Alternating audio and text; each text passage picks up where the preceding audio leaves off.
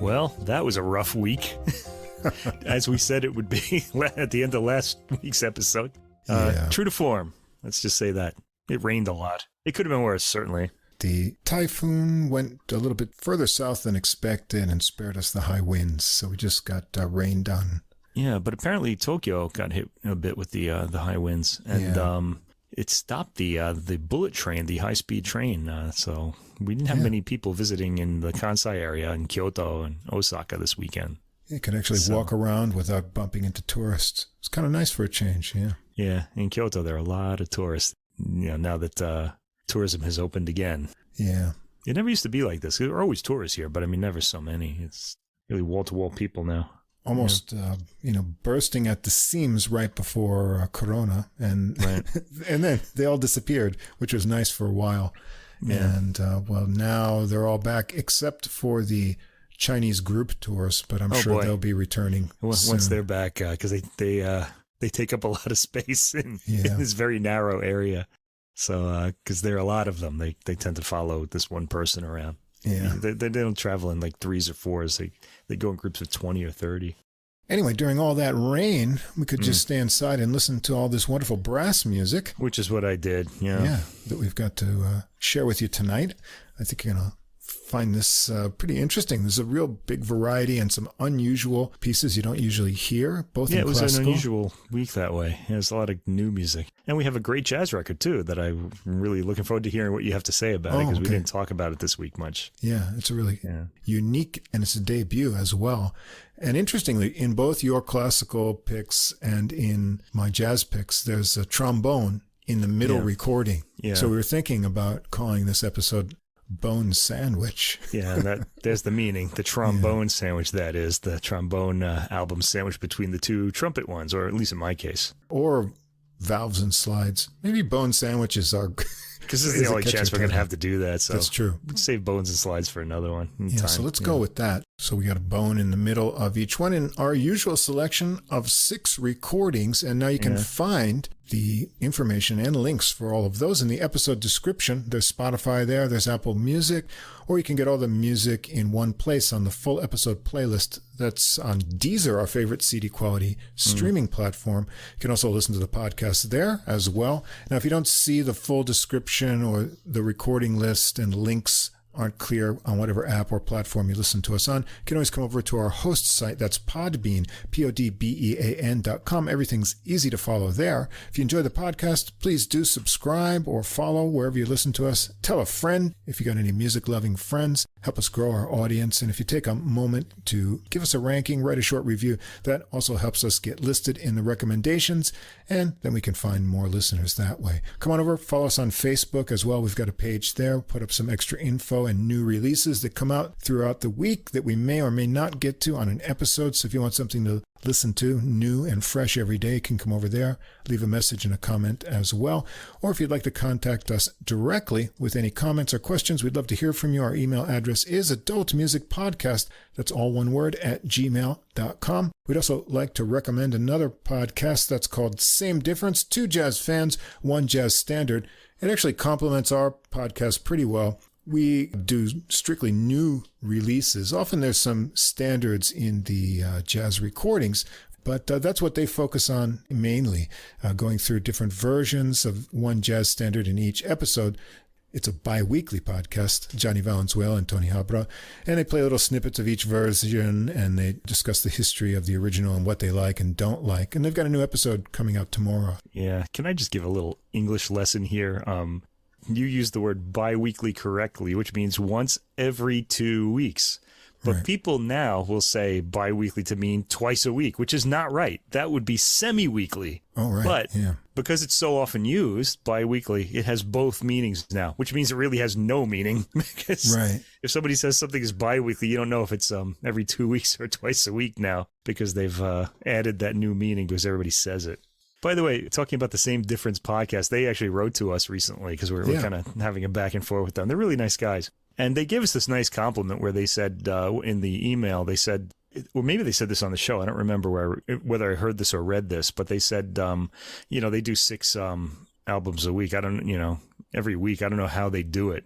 You're just kind of saying, wow, these guys are really hardworking and stuff. But the thing is, when I heard or read that, I don't remember which one it is, I kind of had the effect of, that story about the centipede where he's asked, like, which when you do your dance, which leg do you move first? And he tries to think about it and then he can't do it anymore. Right. That started happening to me. I'm like, oh, how do we do this? It's like, now I'm thinking about it. I wonder if we can continue. Sometimes I don't know how I'm going to make it. And sometimes Mrs. Russ isn't too happy about it either. So, oh, really? Oh, boy. Yeah. There's things are heating up here. It is work to do. It's fun, but I mean, it's work too, I wouldn't consider it work to do a podcast about something that you like. But what we do takes a lot of preparation. But she's generally very supportive of the podcast. Oh, sure. So, Mrs. Russ there. It's the time factor. Yeah, it's a lot of music to be listening to. I mean, I think we'd be listening to it anyway, but not necessarily in the way that we're doing it now. Right. But, and especially attentively, like I'll say, oh, tonight I can't do this because I'd have to pay attention. And sometimes I'll just put music on where I'm just not paying attention to it. And it's just kind of, there's different levels. But I do have to say, and I'm going to point out that later in this podcast, that some very interesting details that may have slipped by me, even my normally focused listening, have become really interesting recently. So, when you're really focusing on everything that you hear, is another level of listening to music. So, it's a very enlightening experience. And we hope that listeners get something out of that and find some music they wouldn't have come across otherwise. One thing, too, when you start like writing about what you're hearing and trying to describe it, even to yourself, like I use a lot of words that I wouldn't use on the podcast just because they give me, they kind of signal the kind of sound that I'm hearing. Right. That other people wouldn't necessarily understand. It's just my own personal vocabulary. But once you start like labeling music with a certain, or a sound with a certain label, you start kind of noticing how often it comes up in like other music as well. It's really interesting. Yeah. I notice I keep using the same expressions, like clicky grooves and all kinds of things like that. I have some really funny ones too that I'd be embarrassed to talk about. But anyway. Yeah. But before we get into the program, unfortunately, we do have a... Oh, the musical death. We just here we were sailing through the week. It was really sad, and we learned of the death of a great classical composer, and we definitely have to play the Dies Irae theme for this one. Let me get up to the piano here.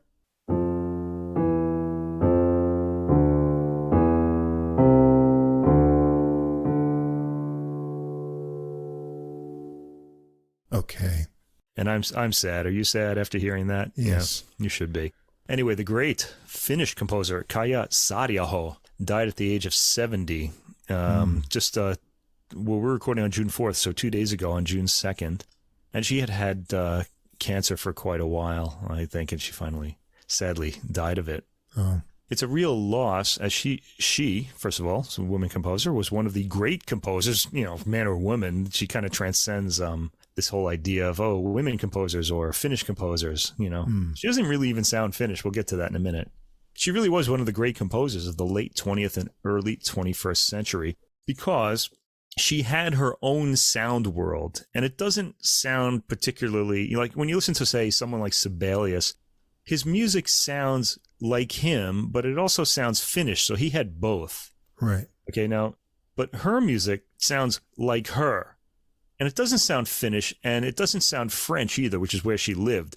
But you can kind of hear that a lot of it comes from French ideas about music, because it's very heavily timbrally based. She uses a wide range of like orchestral colors in her works, and that's really the way to start to understand them is by just listening to the sound it makes, as opposed to trying to follow lines and things like that, because there really aren't any. It's really just sounds like placed in certain areas. She was one of those composers, like I said, that transcended labels of nationality or sex. You just think of her as a great composer. One booklet note I read about her music said that it was replete with the strangeness of being. And it's a good one for you, yeah, good one for me, because I'm really into these sort of spiritual things, the pursuit of like Buddhist transcendence or, Christian like transcendence too. Right. And I relate more and more to that idea as I get older too. So she's really a good composer to be listening to for that. Recurring topics in her work are light, space, wandering, searching, dreams, and the processes of the human body. Her music explores modes of experience that language cannot describe. Again, this is the kind of thing that drives me into things like Buddhism or what would you call the Christianity, the mystical Christianity, okay? And in our age, where language is being so badly corrupted, music like this might be our only shelter, so you might want to check it out. It is, however, very challenging. I mean, how could it not be if it's trying to get into places that language can't describe? If you're trying to go there, there's really not much to hold on to, and you just have to just let yourself go and go with it. It's not particularly beautiful, but it's like enchanting. You know, it can get into really dark places too, but it does enchant at times too. It's not the kind of music that the word beautiful can really be hung on, although people might think of it as beautiful. Anyway, she left us just when we needed her most, but her music thankfully remains. And in fact, there's a new album of her work coming on the Beast label on July 7th. And we'll try to hear that for the podcast. Right now, they've only got it up as a download, but if there's going to be a CD, I'm probably going to look for that because I bet it'll be an SACD. It benefits her music to have like the best kind of sound reproduction possible because it's very timbrally based, as I said. So in a way, she doesn't really sound particularly Finnish, but French people wouldn't consider her to be French either. She doesn't sound like a French composer. But she lived in France for a long time, and I think she picked up a lot of those like ideas about timbre from being there. She studied there. I don't know, but her music is uniquely her own. It's really unique in the world, and I'm sorry to hear that there won't be any more of it coming because 70 years old, she could have kept going for another 10, 20 years. Right. Composers don't really stop composing, although Sibelius did, but he didn't have to. Anyway, rest in peace, Kaya Saariaho. All right, break out the horns, Mike. All right, here we go. Speaking of orchestral color, we're getting a brassy color here. I don't know. In classical music, brass kind of makes me think of Christmas, and here we are heading into summer. But these albums didn't make me think of Christmas at all, really. They were kind of odd in a little bit. The first one was pretty interesting. It was an interesting concept. Casta Diva, which people may know as a very famous opera aria, and you're on the right track if you pick that up. Because this album is subtitled Operatic Arias Transcribed for Trumpet. How about that? You get to hear the opera without the words and without the vocals, too. Without the sopranos. Without the sopranos. The trumpet is played by Matilda Lloyd, who is 28 years old this year. I don't know when her birthday is, but she's very young. The Britten Sinfonia accompanies her, conducted by Rumon Gamba. And this is on the Chandos label. It's an SACD. Now, these are all pretty familiar, like bel canto arias. They're all Italian, I think. Well, they all at least bounce off of arias from the bel canto era. Now, what this is all about, bel canto is about what it means, beautiful singing. So you have these like long legato, flowing lines of melody. And the heavy hitters there were Bellini, especially, and Donizetti. And we get some others as well, and we get those two in abundance on this album. Now, the thing is, they were close to the classical era, so you're not in this Puccini, this post-Wagner era, or like with Verdi and Puccini or some people like that, where arias aren't going to take like a specific form. They're just going to, kind of sound like original compositions all the time. So these have like a bit of there's some formulaic things in them, despite the gorgeous melodies that they produce. So we're going to hear a lot of these same types of compositions, even though the melodies are all different. The melody is really what's important here, not the orchestration. Okay, so let's go through this. The first track we get, the first two tracks really, we get works from Saverio Mercadante's opera Zaira, and the first track is called Liete Voci, like light voices. This is part one of Orosmane's Cavatina from Act 1, Scene 2, for all of you opera lovers out there. Revised in 2021 for solo trumpet and reduced orchestra by William Foster. He was born in 1994, so he's pretty young himself. Yeah. So he's around 30. So he did a lot of the arranging on this album and revising and things like that. So reduced orchestra, you're not getting the big full orchestra. And this is played on the C trumpet. Ms. Lloyd will change her trumpet for certain tracks. Now, one of the odd things about this is that despite the different trumpets that she uses, she gets more or less the same tone on all of them, the same brightness, except for the and once she uses a flugelhorn, you can hear that that's a bit got a little more shade to it. But she gets this really beautiful, bright, round sound, and it doesn't really alter very much. That's okay. It's a beautiful sound to listen to. But anyway, let's go on. First of all, Zaira is an early work of Mercadante's. It's set in medieval Jerusalem, as a lot of operas were. And the opera focuses on the slave girl Zaira, who has been brought up in the harem of the Sultan Orosmane. Oh. Lieta Voce is the entrance area for the Sultan, who is a baritone, with the chorus. So the trumpet here is playing a baritone's solo. It opens with declamatory phrases in the voice, after which a lilting cantabile with prominent woodwind accompaniment leads into a demanding cabaletta in which the Sultan expresses his joy. All right, not the kind of theme you're going to hear in a modern opera, I guess. Anyway, but these sorts of exotic, would have been exotic to Europeans at the time, really fascinated people back in the 19th century. Anyway, warmly captured strings open the track. This is a beautiful recording, by the way, I should say, all the way through. Really spacious. I heard this in surround because it's an SACD, and I did my 5-channel listening. Really nice. The trumpet sings out then, and at first, I have to say, I was really surprised not to be hearing a voice. I'm just so used to the vocals in an opera aria, and then you hear the trumpet like playing. It really kind of threw me a little bit. The accompaniment is real opera fare, accenting the singer's words, which we don't hear here. Yeah, the orchestra in every one of these pieces, because they're all from the bel canto era, the orchestra is always there specifically for accompaniment and to accent the singer's words, things like that. They're not really, there's nothing special about the orchestration. Usually that doesn't happen until Wagner changes everything, and Verdi to an extent too, because he set operas as more drama than as music. Although there's music there too. There's some great tunes in his operas too. It's nice to be able to focus on merely the melody, I have to say. The trumpet sound is warmly caught. The piece itself is highly appealing.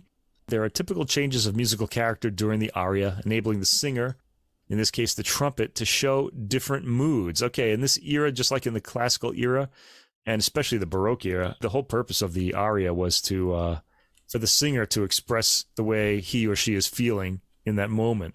And this usually has contrasting musical sections, so the singer can show the variety of her voice. For example, her maybe she's a mother and her child was killed by someone, so you get she's sad that her child is dead, so you get this really sad lament, and then like she's angry and wants revenge from the guy who killed her, so you get this really angry section too.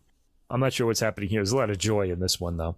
Lloyd more or less keeps the same beautiful tone throughout, and she shades a bit in quieter parts, but this is a trumpeter that doesn't really change her tone much, okay? Although she does change her instrument. She's always getting this kind of same sort of bright and really lovely tone, I have to say. But I don't know. As the album goes on, you want to hear some shading. Anyway, the second track is Mercadante again, same opera. Assi, Questo di mia vita. It's part 2 of Orosmane's Cavatina. And this concluding section of the aria was designed to demonstrate the skills of the original singer, Antonio Tamburini. And this connects with the previous track, has a quicker accompaniment as the trumpet continues in its front and center melody. Oh yeah, the trumpet is just front and center the entire way, okay, on this album. There's some impressive roulade playing at points in the melody, and an impressively emphatic, quick phrase ending the piece. Very vocal, really nicely done. All right, so we're off and running. Third track is Vincenzo Bellini, one of the greats of the era. O mie fedeli, ma la solo oimè son io, from his opera Beatrice di Tenda from 1833. This is Beatrice's Cavatina from Act 1, Scene 3, and this is played on a D trumpet, probably because we have to go up a little higher. And I suspect she's changing her instruments because of the roles that she's playing here. This is also reduced orchestra by William Foster. This was composed for the legendary soprano Giuditta Pasta. What a great name, Pasta. All right. She sang the title role in Bellini's La Sonnambula, which is a very famous Bellini opera, and Norma, another. Those are really his two most famous operas right there. This particular opera, Beatrice di Tenda, is set in medieval Lombardy and centers on the unhappy Beatrice, who's married to Filippo, the Duke of Milan, who is in love with Agnese. And so she's being neglected. Anyway, in this, her entrance aria, Beatrice laments her unhappiness to her maids. So she comes in and says, "Oh, I'm so unhappy," comparing herself to a dying flower and pleading for peace and support from heaven. So she's looking to God for support. It's introduced by a high woodwind, characterized as feminine in the 19th century, the high woodwinds, and marked by a periodic clarinet accompaniment, the vocal line gradually moving higher and higher as Beatrice plays to heaven for release. I guess she's sad the way the Countess in Mozart's Nozze di Figaro is sad, because her husband is after the woman Figaro wants to marry. Susanna. Okay. Right, anyway, this is a sad theme, opening mostly with the solo trumpet, with occasional chords coming in for accents and harmonic support. The lyrical sadness continues throughout the work, and Lloyd captures the feeling well through her phrasing. One gets the idea that, by this point, that she's listened to a lot of opera in her life, because she seems like right at home in this vocal phrasing on the trumpet. And there's a heartfelt brief cadenza at the end. Yeah, so she fits this really well. I bet she's a big fan of opera. Anyway, the fourth track, Jean-Baptiste Arban. This is variations on a cavatina from Bellini's Beatrice di Tenda. This is arranged for trumpet and small orchestra by William Foster, played on the D trumpet. And the music draws on the final section of Beatrice's Act 1 entrance aria, which I believe we heard above. A la pena in lor piombo. I have no idea where that comes in because we didn't hear the words. But anyway, it's the end of that aria. The variations put the performer through a variety of demanding tests in triplets, repeated notes, scales, and leaps. They also reveal the wide expressive scope of the trumpet, its piercing tone, suitable for both military heroism and the most tender expressions of intimacy. So Russ, when you play the trumpet, do you get all the ladies? They used to. They used to? Okay. See, yeah, I guess so. You can do that intimate sound that she gets here. Anyway, the trumpet here shows a lighter, quieter sound at the beginning, singing out the theme modestly. The first variation has a line with figuration in it, which Lloyd plays expressively. The second variation speeds up even more with 16th notes, very evenly and expressively played. The third variation features 16th note triplets with rapid repeated notes. It's very fast. Very impressive technique here, with light accents placed on the melodic notes, too. Really, really nicely done. So for trumpet players looking for some technique there, it's really amazing from this 28-year-old trumpeter. Track 5, Vincenzo Bellini again. Oh, quante volte from I Capuletti e I Montecchi. So that's the Romeo and Juliet families. That's from 1830. This is number 4, Giulietta's Romanza from Act 1, Scene 4. Played on the C trumpet. All right, Bellini was celebrated. One of the reasons he's really so well loved is, first of all, he died young, so he had that romantic kind of early death that makes people lament what could have been had he lived on. But he was celebrated in his lifetime also for his melodic skill. He had this ability to generate unusually long melodic lines. Now, remember, Italy is the country of melody. Okay, this is, it's a very musical language, and they take pride in their ability to generate beautiful melodies, as Bellini did. But Bellini could generate long melodic lines constructed out of a series of musical sighs. These kind of downward moving things, and he would just link them all together, and it would form this melody. We hear that skill in this aria, which the delicate harp accompaniment and sinuous vocal line perfectly evoke the character's nocturnal sadness. This is Juliet, okay? The stepwise melodic movement depicts the character trapped in grief at her lover's absence, her lover being Romeo. The harp arpeggio accompaniment at the beginning adds a gentle character to the piece. We hear the stepwise downward melodic line of the trumpet. Those are the sighs. And this is a gorgeous melody all the way through. Sighing in melody is beautiful. It just is. It just makes us, it just takes our heart out, Beautifully and touchingly played, the sadness comes through in the tone and phrasing. Track 6, Jean-Baptiste Arban is back with more variations on Bellini's Norma this time. You should know that Arban is the most famous sort of method for trumpet. Yes, that's right. Yeah. Every trumpet player goes through the huge phone book of technique studies, actually for cornet originally. And in the back, there are lots of characteristic studies and lots of things with opera themes and famous pieces all arranged to develop your technical skills. And so you always end up playing these. I remember fondly I did the debutante as a solo recital piece. Very nice. I think the word phone book is actually used in the booklet note to describe his book of studies for the trumpet. Yeah.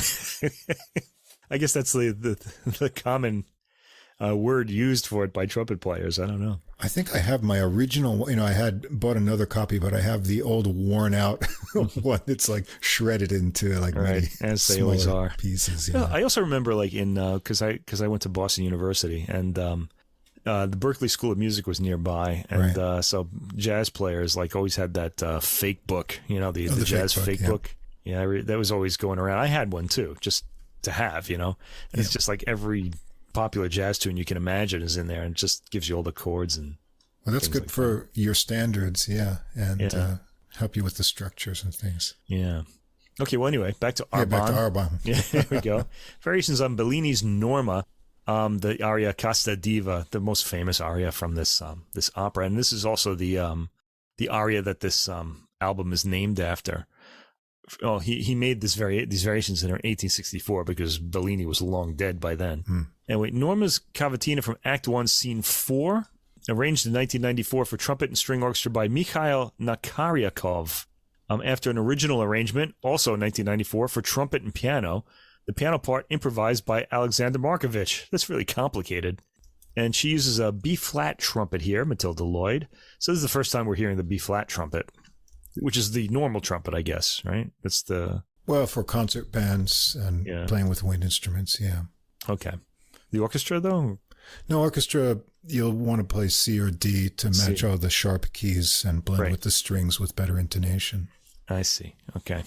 Yeah, that's right. It would be used in a brass band, wouldn't it? Because they're all... you get the fullest sound, I guess, out of it. Anyway, Casta Diva from Bellini's Norma is a prayer to the moon, as fans of this opera know. By the way, Casta is chaste, so it means chaste diva. It's a prayer to the moon sung by the title character Norma upon her entrance in Act 1, notable for its long lines that gradually ascend to the soprano's highest register. Of course, you have to have the soprano in her highest register, otherwise the soprano will... get really nasty with you if they can't show off. She'll be a diva, yeah. She will be indeed show you the other meaning of diva. As Norma prays for peace, but she's going, so her voice is going up to heaven basically, before descending to a more earthly lower register. The subsequent cabaletta, bello a me ritorna, is a private plea for her lover Pollione to return, now showcasing the singer's skills in leaps and inviting further decoration in its second stanza. So the soprano here, they love this role, and this is part of the reason why, because you get to show like all your technique in this one opening aria, and the audience is already at your feet by the end. In this arrangement, Arbon takes advantage of the trumpet's entire range, as does Bellini with the soprano's range, via repeated notes and chromatic scales, while adding an unexpectedly playful dimension to the heroic character of the druid priestess Norma. Highly melodic opening to the lower to mid-range register, and after the initial melody finishes, there's an orchestral interlude. At 2:33, we have either the next section of the aria or the first variation. I really don't know how to think about this, but it's a set of variations, though. It's got a military march quality to it in its rigid rhythm. The trumpet has some figuration within this. At 3:38, more figuration still as the line speeds up. At 4:27, we seem to have 16th note triplets again. The speed is very rapid and features repeated notes on the trumpet. We're actually going to get 30-second notes in another album that we're going to hear later, which is pretty incredible. The line is handled well, again with accents on the melodic notes. This is actually similar to the approach in the previous set of variations by Arbon that we heard in track 4. He speeds up as he goes, so he seems to like that structure. There's one more variation that starts slowly and lyrically, though, at the end, and speeds up as it goes, leading to a satisfying climax. Track 7, Luigi Ricci, Tarantella Napoletana from La Festa di Piedigrotta from 1852. This is the danza from the Act 3 finale, and it was arranged in 2021 for trumpet and small orchestra by William Foster and played on a C trumpet. All right, now, when I say to you, to sing a famous tarantella to me, what are you going to do? You're going to go, da da da da da da da. Yep. That's this work. Yep. I never knew what it was. I just thought it was some generic folk song, that with a tarantella rhythm. I think that was our Italian explosion theme, wasn't it? Oh yeah, I think it was. Yeah, that's right. We used that and we exploded it. Yeah, it exploded it, yeah. We'll have to do that again if we ever do another Italian episode. No. But yeah, that's this work. I didn't know where it came from, and now I do because of this recording. There you go. I learned something new this week. It took me out of my unhappiness in the rain. Okay. Anyway, this is pretty brief at 2 minutes and 32 seconds. The tarantella melody is the stereotypical one you think of when you think of a tarantella. And I guess it comes from this opera. Who knew? This is the first time I guess everybody but me knew because I just learned it this week. Anyway, this is the first time I've ever heard it in an orchestral context. It's got some pretty orchestration provided by the arranger. It's more melodic than manic. That's a relief. And at 1 minute and 46 seconds, the dance picks up speed, however, and gets more manic at the end, as they have to, really. Because the tarantella was said to be a vigorous dance that, because it's named after a spider, and I think it kind of was supposed to get your blood pumping so that the poison would leave your body or something. So you do this really fast dance. Anyway, the phrase leading to the end is excitingly fast, and the piece ends with a rush to the last accented note. Lloyd gets the leaping quality of the melody to spring off its accented notes very well. She plays it really well. She's got a good Italianate feel here. Okay, so anyway, I was really excited by that to learn something new. Anyway, track 8, Gioacchino Rossini, who's Rossini. Everybody knows him as the Barber of Seville composer. Right. This is an aria, A quel giorno ognor ramento from Semiramide. Okay, I got to explain who this is. This is from 1823, and this is Arsace's Cavatina from Act 1, Scene 1, arranged for trumpet and small orchestra by William Foster in 2022. Last year. Played on the D trumpet. Okay, Semiramide is based on Voltaire's character Semiramis, I guess, from 1748, I guess is the year he published this book. The title character is the mythical Queen of Assyria. And in this scene in the opera, the warrior Arsace, who is a contralto, so like a lower woman's voice, expresses his love for the princess Azema. So, man, okay, he's a warrior, but it's a contralto voice. I'm kind of wondering about that. In an aria that moves from a plaintive opening in the singer's lower register. I'm guessing this is what they call a pants roll. So it's like a woman singing, dressing as a man, but it's in a higher range, so a woman sings it. Sort of like, what's his face from Little Notes of the Figaro, Cherubino. Anyway, he's supposed to be a boy. But if this guy's a warrior, I don't know, he can't be that young. I'll have to listen to the opera. Anyway, the aria moves from a plaintive opening in the singer's lower register, which is marked by falling phrases, to a characteristically dazzling conclusion that exhibits the singer's agility and range. Okay, now, if you've heard me say these words a lot of times, that's what we're hearing again and again, because that's what opera arias do. Right. They show off the soloist technique. And we're hearing these same sort of techniques over and over again, despite the changing beautiful melodies. This starts out pleasantly and lyrically in the trumpet. The trumpet, again, gets a lot of warmth out of this phrase. Some nice scalar runs are heard in the opening material, and the next section, at 1 minute and 15 seconds, builds tension as we hear a minor key. A giddier section starts at about the 2 minute and 38 second mark in the major key. At 3:30, a more galloping section begins. I'm going to use this word quite a bit, actually. Galloping rhythms. The trumpet's line is lyrical all the way through, and I like Lloyd's way with the vocal phrasing. She captures the inflection of the voice well on the trumpet. Next, the recently resuscitated composer Pauline Viardot. Now, she was really a big shot in her time. She was an exceptional mezzo-soprano and successful composer, and she came from a musical family, and she was resuscitated really by Cecilia Bartoli, who was the first to start singing her arias again, and now she's become this sort of icon of, women composers and just great women from the 19th century. So she's got that now. This is a Havanaise, VWV 1019, written not later than 1880. And this is from her Six Mélodies et une Havanaise variée à deux voix, for two voices. And this is arranged by William Foster for trumpet and string orchestra in 2022, played on the C trumpet. So this work is one of her most frequently performed compositions. The repetitive form allowed for increasingly elaborate vocal decorations. And originally this was a duet for soprano and alto. That's why it says for two voices. So this arrangement has changed that to the trumpet. There's a soothing nocturnal feel to the opening. The piece has a romantic feel to it with its sighing strings. A variation starts at about 1 minute and 46 seconds, a little quicker than the beginning and notier in the trumpet. At 2:46, a more rapid variation starts with more runs in the trumpet to the higher range, and the piece ends with that variation. Track 10, Pauline Viardot again, Chanson de la Pluie, from her opera, I guess, Le Dernier Sorcier, the Last Sorcerer, VWV 2002. This is Stella's song from Act 1, Scene 3, arranged for trumpet and small orchestra by William Foster, played on the C trumpet. The libretto, by the way, for this opera, which we're not hearing the words of here, was written by Ivan Turgenev, the famous Russian writer. I'm pretty sure he was Russian. Yeah, okay. Who Viardot was friends with, I guess, because these Russians all hung out in France back in the day. There's still a lot of them there, in fact. It's a fairy tale chamber opera centering on the aging sorcerer Krakamich, I guess. Here, Krakamich's daughter Stella sings of the rain, the aria's lilting melody offset by a staccato accompaniment evocative of falling raindrops. And the piece has a nice sway to the shape of its melody. It's light in the vocal with sensitive orchestration and arranging by William Foster.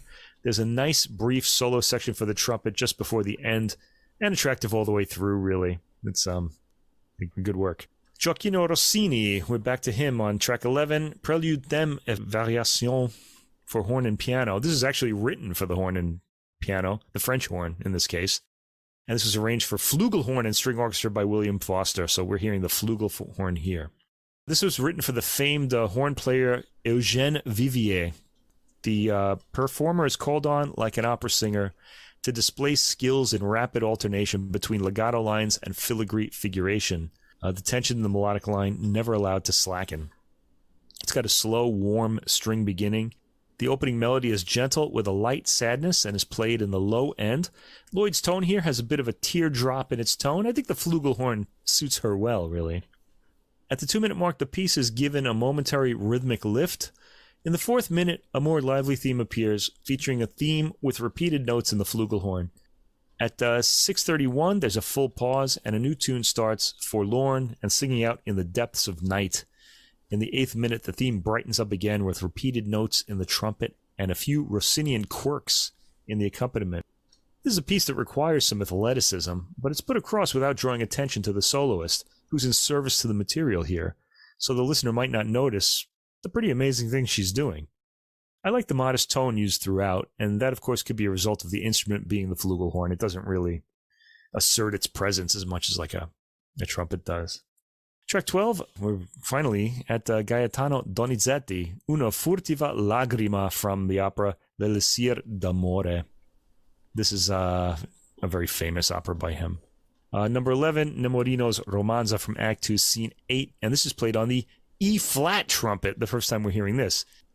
So Nemorino, who has bought an elixir of love that's really just red wine, to make the wealthy Adina fall in love with him. He's really broke, so he can't get near her.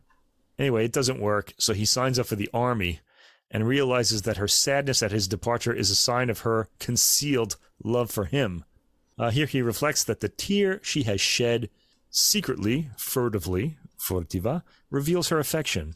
The vocal entry preceded by a poignant bassoon solo that demonstrates Donizetti's skill in using overlooked orchestral instruments for deeply expressive aims. Yes, the bassoon. Starts with harp arpeggios and a bassoon playing a melody. The trumpet then comes in with the same melody, and the bassoon echoes the last 2 notes of every phrase. The trumpet is especially legato here, shaping this famous melody with all the plaintiveness of an Italian tenor. Get more Donizetti, Prelude to Act 2. This is track 13. Prelude to Act 2 from Don Pasquale from 1843, revised for trumpet and reduced orchestra by William Foster, played on the B-flat trumpet. This was Donizetti's last comic opera, and he introduced a newly tragic element to the comic genre here, and this eventually led him to write tragic operas. This poignancy is evident to the prelude in Act 2, heard here. The piece showcases the ability of the trumpet to convey a sense of nobility and expressive restraint in a mournful mood. Dramatic strings at the beginning, then we hear the poignant trumpet intro followed by the full theme. It's poignant throughout. The B-flat trumpet is a good match for the tone required of this aria, and Lloyd captures the tone well. And the final track, track 14, Gaetano Donizetti again, Quel guardo il cavaliere from Don Pasquale. This is number 4, Norina's Cavatina from Act 1, Scene 4, played on the E-flat trumpet and revised again by William Foster for reduced orchestra and trumpet. The soprano, Norina, sings this. In the lyrical opening, the soprano reflects on the book that she is reading and which tells how a knight was pierced by love, a knight meaning a medieval knight. After a cry of ah, Norina then celebrates her own ability to seduce and control men through her charm and capricious behavior. A skill that I have to say is being lost today. The dotted rhythms and vocal flourishes of the movement evoke her playfulness as well as love of performance.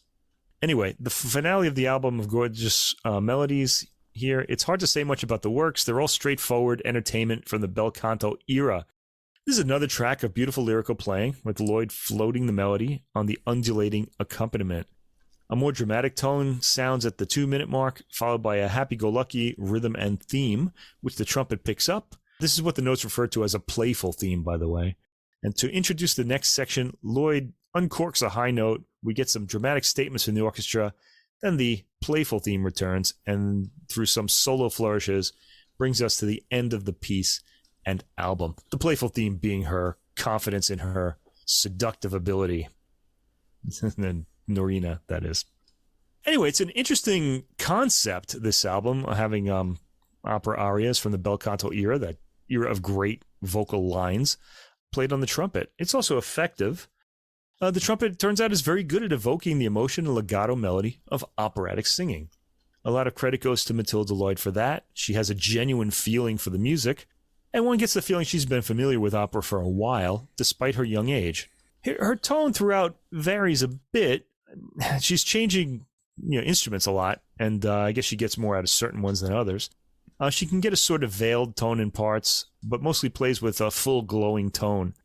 She's admirably versatile and maintains interest throughout the program. Okay, yeah, she does. She has that beautiful tone, but she doesn't really vary the tone much, and the program itself doesn't vary much. They're all like opera arias, so it can kind of seem like we're hearing the same sort of piece for a long, long time. There is sensitive accompaniment, though, by the Britten Sinfonia and Rumon Gamba's direction. The recording is great, comes up fully in surround, as I've come to expect from Chandos recordings. The trumpet is caught in full glow. It sounds great. The music itself was the popular music of its day and won't strain your brain. It'll certainly provide smiles to lovers of opera. The album has a lot of appeal. It's a good way to hear these great melodies without hearing them sung by an operatic voice. The writing is dramatic, fitting for the stage, and that dramatic feel is maintained for the album. So I'd recommend this for those interested in the repertoire or the trumpet. I think you might want to break it up, though, because it does tend to get kind of samey. My take, she has very fine technique and very musical, vocal-like phrasing, which suits this material well. To my ears, her tone's very pleasing, but rather compact and centered is how I describe it. And the whole program is very enjoyable, but dealing with the tone side, it does lean to the polite side. And that's really the thing for me. Well said. I would wish for a bit more of a ringing tone, a little shine, and maybe even a little sizzle on some of the opera area climaxes. Because cool. If we had a soprano singing here, there'd be some moments where they would get that vibrato going that hits me right between the eyes. Yeah. And I'd personally... They break your wine glass, that stuff. I'd personally much rather hear that kind of thing on a trumpet. So these are, adaptations. It's a unique kind of program. Why not let loose a little bit with the trumpet on a unique program like this? So that's just a stylistic thing that I was wishing for. Yeah, I think that's a good idea. I would have liked a little more variety, to be honest, too. And I think you hit it on the head by saying that the playing was very polite. Yes. That's well said, because opera singing really isn't polite. I mean, they really swing for the fences, right. Especially the sopranos when they sing in an opera. Anyway, our next album is for the trombone. This is the trombone sandwich. This is the meat in the sandwich. And this album is called... and the bone. And the bone. Yes. It's the bone in the sandwich. I guess the dog would like this sandwich, huh? I don't know. Anyway, this album is called À la Manière. It's Mark Davidson playing the trombone and Viktor Valkov on the piano. And this is on the Bridge Records label, an American label. And they are located in New Rochelle, New York. All right. Yeah, how about that? And the Bridge label, I have had a long listening relationship with them. I think I have all of their George Crumb releases. They were releasing like a George Crumb series. And they're also, I believe they're still doing this, releasing Paul Reuter's, the Danish composer Paul Reuter's series. And I like him too because he's a complete maniac. He just likes, the orchestra has to be as gigantic as possible to put his huge ideas across. He actually wrote a piece that was about the life of the sun. And he had an orchestra that was about as big as the sun, too, to put that across. I really liked it, though. It's really over the top. Anyway, that's a different composer. But let's get to this. Okay, so trombone and piano. Davidson, I'll give you a little background here since we don't really know these musicians. He began playing the trombone at age 11 within the Plano, Texas school district music programs. Went to the University of Texas, got his bachelor's in music education in 2006. Then he went to the Juilliard School and studied with the great Joseph Alessi, who was the trombonist for the New York Philharmonic. And I think he's also the dedicatee of the trombone concerto by Christopher Rouse. I think he was the first person to play that. Davidson has held posts in many American orchestras and is now on the trombone faculty at the University of Utah. So I wanted to give you some facts about him. The booklet notes go into he played with all the great orchestras and yada yada. They're all the same like that, but it's important to each of these guys. Valkov in his turn won the 2012 New Orleans International Piano Competition. I didn't even know there was a New Orleans piano competition. There you go. And he often appears as soloist all over the world. I'll just cut that paragraph short. And he's also at the University of Utah, where he is assistant professor of the piano. So I guess these two hooked up there. Yeah, this is a really interesting program. The À la Manière title turns out to be named after a group of pieces by the contemporary composer Jean-Michel Defay. And I hope I'm saying his name right. It's F-A-Y-E, and I'm pretty sure it's pronounced that way. Couldn't get a confirmation. Who was born in 1932 and is still with us. So he's in his 90s now, I guess. He's, boy. And he wrote a bunch of pieces in the style of other composers. Now, if you're a big fan of piano music, Ravel did this twice. He has a piece called À la Manière de Borodin and À la Manière de Chabrier. So I think Defay might be picking up on that. And he has 6 of these. The first one is À la Manière de Schumann, written in the year 2000. Defay studied with Nadia Boulanger and Darius Milhaud. Those are 2 giants of 20th century music.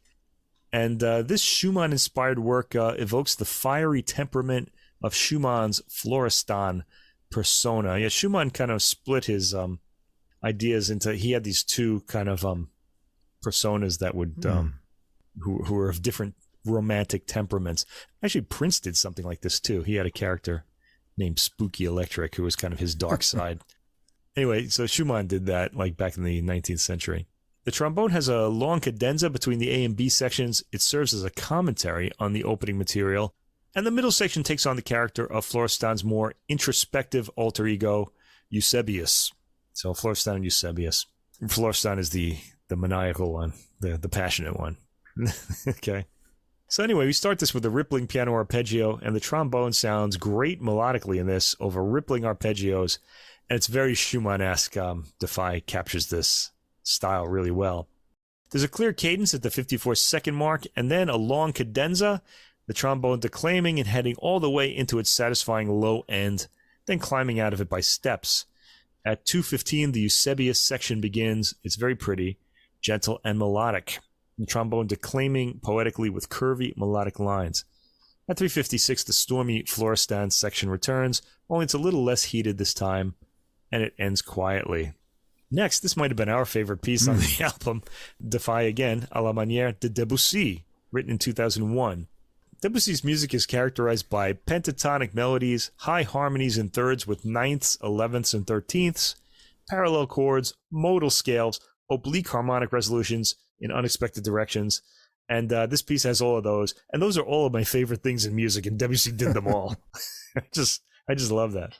This piece is most reminiscent of Debussy's Suite Bergamasque. Yeah, sometimes it actually sounds like it's going to go into Clair de Lune, actually. From the opening arpeggio, we can tell we're in Debussy territory, even without knowing the name of the piece. You could just start playing this and you'll just think it's Debussy. Debussy never wrote for the solo trombone, so it's interesting to hear it in this context, what might have been. The piece seems to be specifically aping Clair de Lune, as I said. It doesn't use the same melody, but the melody has the same contours, and there are some signposts in the phrasing pointing at that work. At about the 2-minute mark, there's a section change referencing a different piece.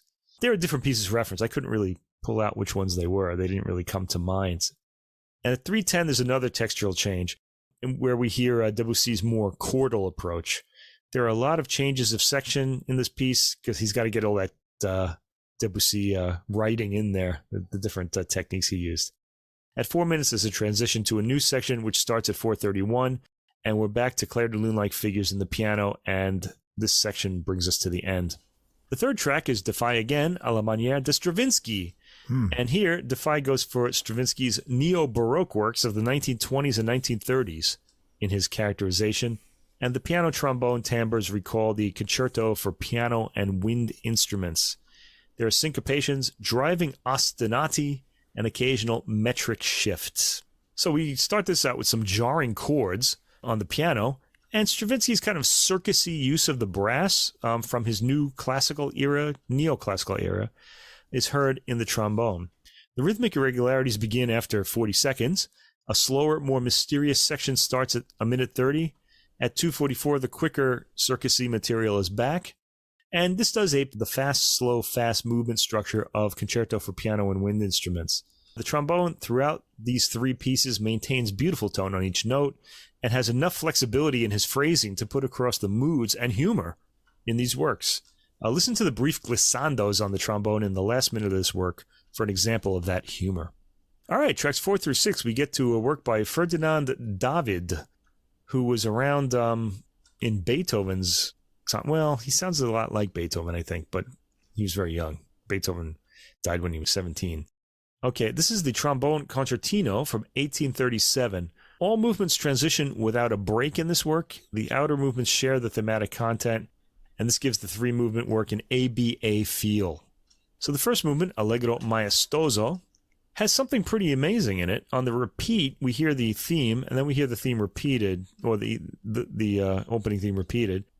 Davidson goes into the upper range of the trombone for the second theme, which is a real challenge and not required by the score. But it gives a lot of interest to the work, and the use of the range gives the work a soaring quality. Indeed, it does.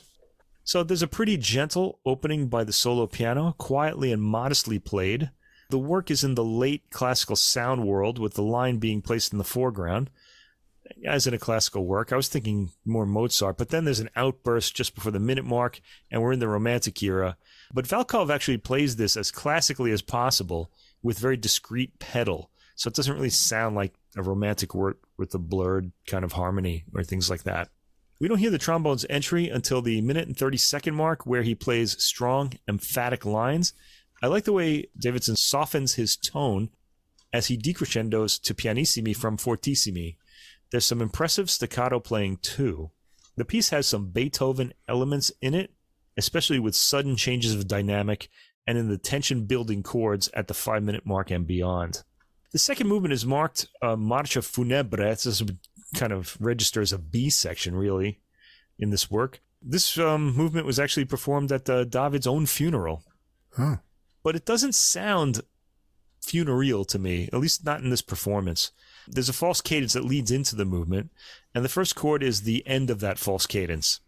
The trombone comes in after a piano intro that goes through the chord pattern, The duo plays this with a light touch and even a lightly comic one in some instances, so it doesn't sound like a really serious kind of funeral march to me. Some of the piano's sudden upward ornamentals come across as tongue-in-cheek. At the 2-minute mark, a more tranquil, sad middle movement begins. Full-on bass note from the trombone is heard at 3 minutes 21 seconds, and this registers very well on the recording. There's a nicely taken false cadence at 3:52. This funeral march has too light a touch for an actual funeral. I like it, though. I like this performance of it.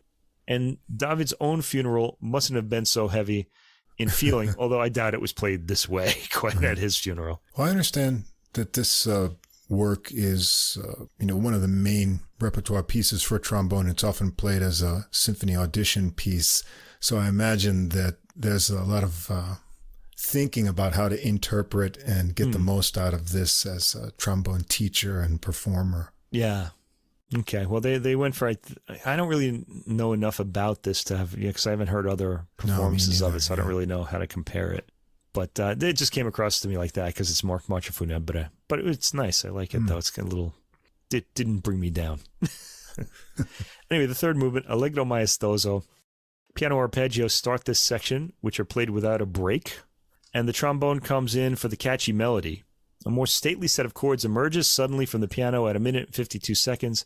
And the trombone plays in its higher range here. The cadential material, often interrupted, is cheerful. It's like we're trying to get to that mood, but darker material interrupts. The trombone gets to show some chops in his arpeggiated, quick scalar figures in the 3rd minute. This is a very satisfying work to listen to. It's very enjoyable. The lines are clear. It's played more in a classical mode in this performance, and it pays off, I'd say. Anyway, back to Jean-Michel Defay. More à la Manière, this time à la Manière di Vivaldi. This is from 2002.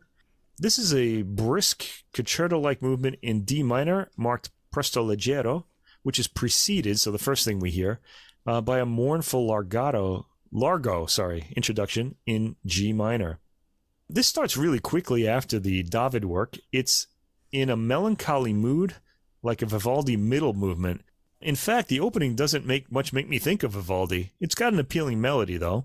There's a buildup of harmonic tension starting at around 1 minute and 10 seconds that then tapers off, pauses, and launches into the faster section, which does indeed sound Vivaldian. The piano plays in the high end and manages a forte piano-like tone. The trombone shows some agility here, as Vivaldi's music would demand. Next we have À la Manière de Bach, track 8. This is said to recall the vitality of the Bach-Brandenburg concertos in general and bears a resemblance in contour with the 3rd Brandenburg concerto. This is contrapuntally intricate as well as adventurous in its tonal explorations. Yeah, I'd say that. It starts more slowly and in a more stately rhythm than the Italianate Vivaldi. Indeed, it has a Bachian quality to it, a theme that can be easily developed, and by the 49-second mark we have the theme being imitated in the scattered trombone and piano voices. Also, one instrument will finish the lines the other started. At 1:52, we get something like the Italian concerto in the piano line.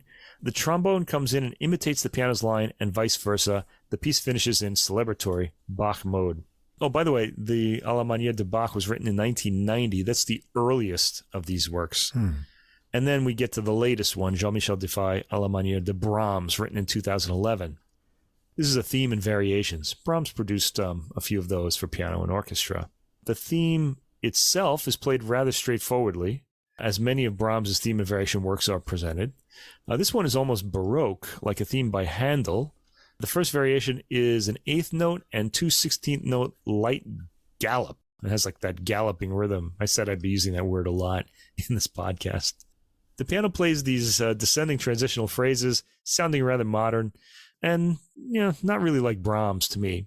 The next variation is rather lyrical, followed by an amazingly fast one with some of the most amazing playing we've heard from Davidson on the album.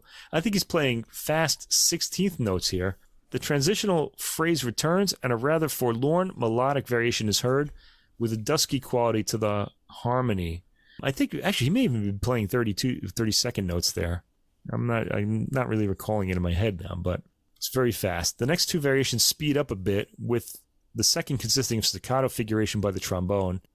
The one at 4:30 is noble in phrasing, and the work ends on a sturdy final note in this variation. Track 10 is a work by a contemporary composer, Luc Don, born in 1976. The work is called Counterplay, and it was composed in 2021, fresh off the press. It was written for this duo and starts with a march-like theme in which the trombone and piano are slightly out of sync according to the notes, creating a limping off-kilter effect. A second gesture, a sighing trombone glissando, is heard after this, and both themes act as connective tissue. Indeed, we will hear them both throughout the work.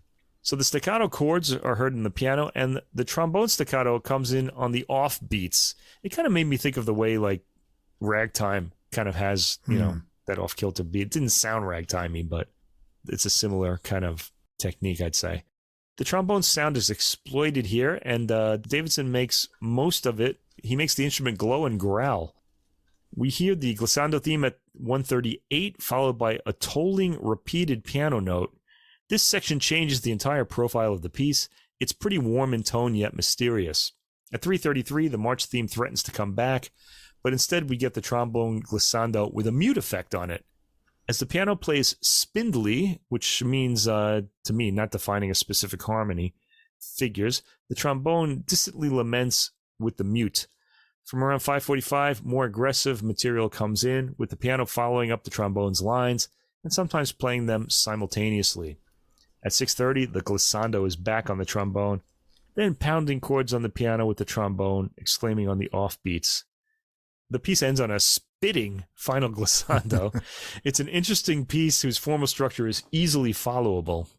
And the last work on the album is a brief four-movement work by Paul Hindemith, his Sonate for trombone and piano, written in 1941. This is a foundational staple in the solo trombone repertoire. It's got an interrupted sonata form. Movements 1 and 4 combine to create the exposition, development, recapitulation structure, while movements 2 and 3 are interpolated into the center of the development section. So you can almost think of it as like a giant sonata movement. The first movement, I guess we'll say, Allegro moderato maestoso, is brief. It starts with a galloping, dotted eighth chord sequence. Now, this one really gallops. It really just sounds kind of like a horse. And a deep trombone line boldly sounding above it and not really quite in sync with it, rhythmically anyway. This changes to light piano accompaniment in the high end, with the trombone's range rising to mid-range. Sections change quickly, and I really enjoyed Davidson's playing here. His fully present tone is beautifully captured on the recording and impacts strongly. The piano is excellent, too. In fact, I haven't said enough about Valkov on this album. He's really an ideal accompanist and has a really great sound himself. The track ends with the galloping rhythm and the trombone reaching for a note in the high range, but there's no resolution. We go into movement 2. This is track 12. Allegretto grazioso. So this is like kind of counts as part of the giant development section in this work. It starts quickly with a naughty piano line. The trombone enters somberly after the 30-second mark, plays a melody, and the piano starts scurrying again as in the middle of the first movement. This is a movement of contrast, with the piano playing most of the fleeter material, the trombone remaining morose in tone. Good characterization here by Valkov, and of course by Davidson too. The third movement, the Swashbuckler's Song, a Lied des Raufbolds, is marked Allegro pesante. It has a bold opening by the trombone and piano together. The piano has a bit of an angular rhythm, then starts galloping as the trombone plays above, landing on a satisfying note and taking off again from there. Just after 1:30, there's a textural change to a smoother rhythm, but that breaks up for the cadence. The final bass note is held by the piano into the beginning of his chords for the final movement, which is marked Allegro moderato maestoso. Those soft sustaining bass notes, they're quietly fading out, underpin the piano's more melodic line, which the trombone picks up about 30 seconds in. There's an imitation in between the piano and trombone lines, and again, I'm enjoying the trombone's full tone, well caught here. Let's give the bridge engineer, Mike Cottle, some love here, as well as producers Gary Offenloch and Ted Merritt, because they do indeed merit that praise. This is a good sounding recording. The movement ends boldly with a galloping rhythm in the piano and emphatic lower notes from the trombone. Excellent performance of this trombone centerpiece. And really, because of the a la Manière pieces, this was a fun record. There's some characterful playing by Mark Davidson, whose tone I really enjoyed throughout the album. He tailors his phrasing well to the different styles he's playing in. and there are many of these styles given the Defy pieces. The contemporary Luke Don piece gave him a chance to show some extended technique that we normally don't hear on the trombone. And I enjoyed him in the Ferdinand David piece, but I'd say the high point of this album, for me anyway, was the concluding Hindemith piece. The performance is exemplary, and I thought it gave us a good direct hearing of Mark Davidson's overall sound. Yeah, great trombone playing on a really interesting mix of material. I really enjoyed the Defy pieces, especially the Debussy one. It was interesting to hear that, executed on trombone in that kind of dreamy atmosphere. Not only that, I feel like Debussy's entire career was like put into that 1 6-minute work. Like every technique he had was in there. The Hindemith was interesting. I've never heard this piece, for trombone, but I played the Hindemith as audition for music school on trumpet. And if I had heard this without seeing it, I would have guessed that's Hindemith right away, just for the way he uses interesting intervals and things. And so overall really enjoyable and interesting program. I thought the sound was satisfying. You need to get some distance on the trombone, and you want to have that resonance in the room to have an attractive sound. And they do that well. I think as a result, the piano also sounds a bit distant in the recording to me, but the balance between the two instruments is really good. Yeah. And so I got more of a feel of being at a real recital in a nice hall more than a studio kind of sound. Yeah, I thought it sounded very natural. It didn't really sound like the whole thing was, balanced in the studio. Right, which was fine. That. I mean, it just sounded authentic to me. Yeah, that's what I liked about it. So kudos to the engineers and producers too, as well as the performers. Natural sounding performance. All right, so our last, the bottom piece of bread, this bone sandwich, is an album called Obscurus by Lucy Humphris on the trumpet and Harry Rylance on the piano. This is on the Rubicon label, and this is trumpeter Lucy Humphris's debut album. The theme of the album is an exploration of the obscured. Okay. Yes. Yeah, we get that right away, really, in the opening Janacek piece, In the Mists, arranged for trumpet and piano by our trumpeter herself, Lucy Humphris. She calls this work almost impressionist and Debussy-like in its exploration of the misty keys of several flats, which Debussy, of course, used often to get his fantastic sound. And it's also you kind of wish he had written a bit more for brass. He could have done some pretty amazing things. He's using those flat keys all the time. Anyway, the Andante, the first sound I heard, I wrote, wow. After a few sustained piano notes, the trumpet plays way up in its range. The piece is rather haunting and mysterious sounding, with its high tessitura in the trumpet being maintained pretty much throughout, with some material in the middle range of the instrument. It's a work that relies on long, even breaths from the trumpet. There's a more active, sparkling section in the middle. At 3:07, the mute is put on, and we hear the trumpet with a distant sound play in the opening material. The piano is pushed into the foreground here due to the trumpet's faint sound in this section. Second movement, Molto Adagio, has a frequently cut-off melody with a kind of sigh at the end of each phrase before the pauses. It's really kind of cute. There's a lot of silence between. At 52 seconds, the entire profile of the movement changes with aggressive piano patterns and trumpet fanfares that suddenly stop and revert to the opening. The piano introduces a new section afterward, and at 1:30, the trumpet plays a new theme. There is a lot of different material packed into this very brief movement. There's some impressive trumpet virtuosity at 1 minute and 58 seconds, brief though it is. The sudden and frequent pauses define this movement. Third movement, Andantino. The theme is similar in melodic shape to the previous movements, except it's continuous here, with no pauses in between sections of phrasing. It's at about the same slowish tempo, too. The melody is rather attractive and a bit downcast. At 1:33, fanfarish sounds are heard from the trumpet with more aggressive piano accompaniment that quickly dries up. Janacek seems to like these sudden contrasts. They occur throughout each movement. After that change, we hear the theme once more. The fourth movement, Presto, has a mute in the trumpet as it plays a dramatic line with brief chords from the piano to underpin the harmony. Humphris has some color to her tone that she uses to add poignancy to certain lines, especially at the end of phrases, which subtly taper off. I like the effect.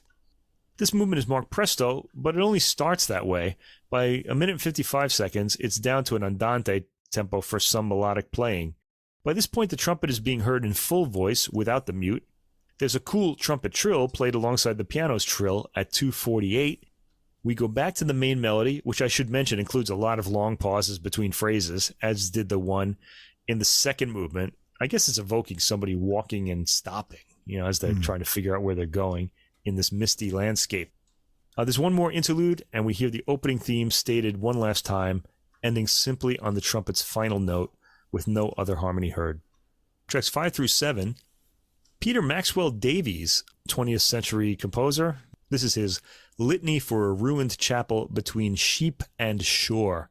This is Davies' homage to a ruined chapel in the Orkney Islands, where he spent a lot of his time, specifically on the Holmes of Ayr in Sanday, if you want to visit. The music is for solo trumpet, and Davies imagined it being played in the ruin, open to the skies, in the vast stillness of that haunted land and seascape. The piece was written for John Wallace, and Davies imagines Wallace trumpeting to the air, the sea, and a few nearby sheep outside a nearby ruined chapel. I'm sure the sheep really appreciated that. The music is as unpredictable as the environment to which the soloist is so exposed. Oh yeah, it does change rather capriciously at times. The first movement, this is for solo trumpet. There's no piano accompaniment on this. And it starts with a crescendo in the low register from nothing, which is a really nice effect. Long sustained notes begin the piece, outlining a harmony. The melody starts after that, solemnly played. It reaches a high note. Then the arpeggiated material starts rippling briefly like ocean waves. At 2:09, a new dancing section begins with a clear downbeat to the rhythm. This requires some impressive playing from the trumpet, and Humphris delivers it with some character. She has a good feel for the rhythm, and her squeaks on the high notes are rather characterful too. She has a lot of variation in tone. Differences tend to shade into each other rather than to be clearly marked off, and that makes this piece listenable. She generally keeps a smooth, even tone, but will go into something slightly rougher sounding for the dancing passages. This movement ends on a high note, and then we go to the second movement. All these movements, incidentally, don't have a tempo marking. They're just labeled 1, 2, and 3. The second movement starts much like the first movement, only with slow descending passages. There are long tones and quite a few octave leaps in the middle of the movement, and some high-end sustained notes that come across well. Humphris has an appealing way of shaping the melody in the slower sections to make them more song-like. Another high note ends the movement, and this time longer held. The third movement starts with a wild, leaping melody, difficult for the trumpet, but Humphris delivers this well. There are rapid, repeated notes in the quick lines as well, and even some tone changes where Humphris makes the trumpet growl. I really like that sound. The playing in this movement is virtuosic on several levels, timbrally as well as in technique. The last minute reverts to the opening solemn music with sustained notes. It ends on some long sustained high notes, followed by a final tone in the mid-range. So yeah, this is a fairly good length solo trumpet work. Mm-hmm. To be in the spotlight that long is pretty impressive. It's interesting work. Good, appealing too. Track 8, Olivier Messiaen, Vocalise Etude. This was originally written for a voice with no words. The vocalist would just sing or something like that, a vowel sound. And this works on a lot of instruments, and it's played here in its original version. Only the trumpet is playing the vocal line, so it's not, in other words, it's not transposed, is what they mean by original. The piano is back, opens this movement with a quiet introductory arpeggio. It starts a chord pattern, and the trumpet comes in with a song-like melody. It's very pretty, and continues to be, even though some of Messiaen's odd chord colors are slipped into the piano accompaniment and creep into the trumpet melody as well. They don't really stick around for long, though, in this piece. It remains song-like throughout. The trumpet squeezes quite a bit of feeling out of the piece, and ultimately it's rather pretty. The next piece is by Filipos Raskovic. He's from Athens, and he's based in Vilnius, Lithuania now. And the piece is called Ostria, with an O, Ostria. And I should have put this on our Facebook site. Maybe I will. There's a YouTube video about how he put this piece together. That might be worth your time if you're interested in it. This is for solo trumpet as well. There's no piano. He's also a contemporary composer. I don't have the year of his birth here, though. It was composed for Humphris in 2018, and she premiered it at the International Trumpet Guild Conference that year. The word Austria in Greek is a naval term for the warm southern wind, which brings rain and dust from the Sahara. And this distortion, sometimes almost meditative, sometimes more insistent, is textured and rough, much like those grains of sand brought on the air. Raskovic was fascinated by the variety of colors in the sound of the trumpet and wanted to expose them all in this piece. And yes, he does. This kind of has a big wow opening. There's a piercing first note, then a gurgling low note, which is held for a long time. It's an attention-grabbing opening, without a doubt.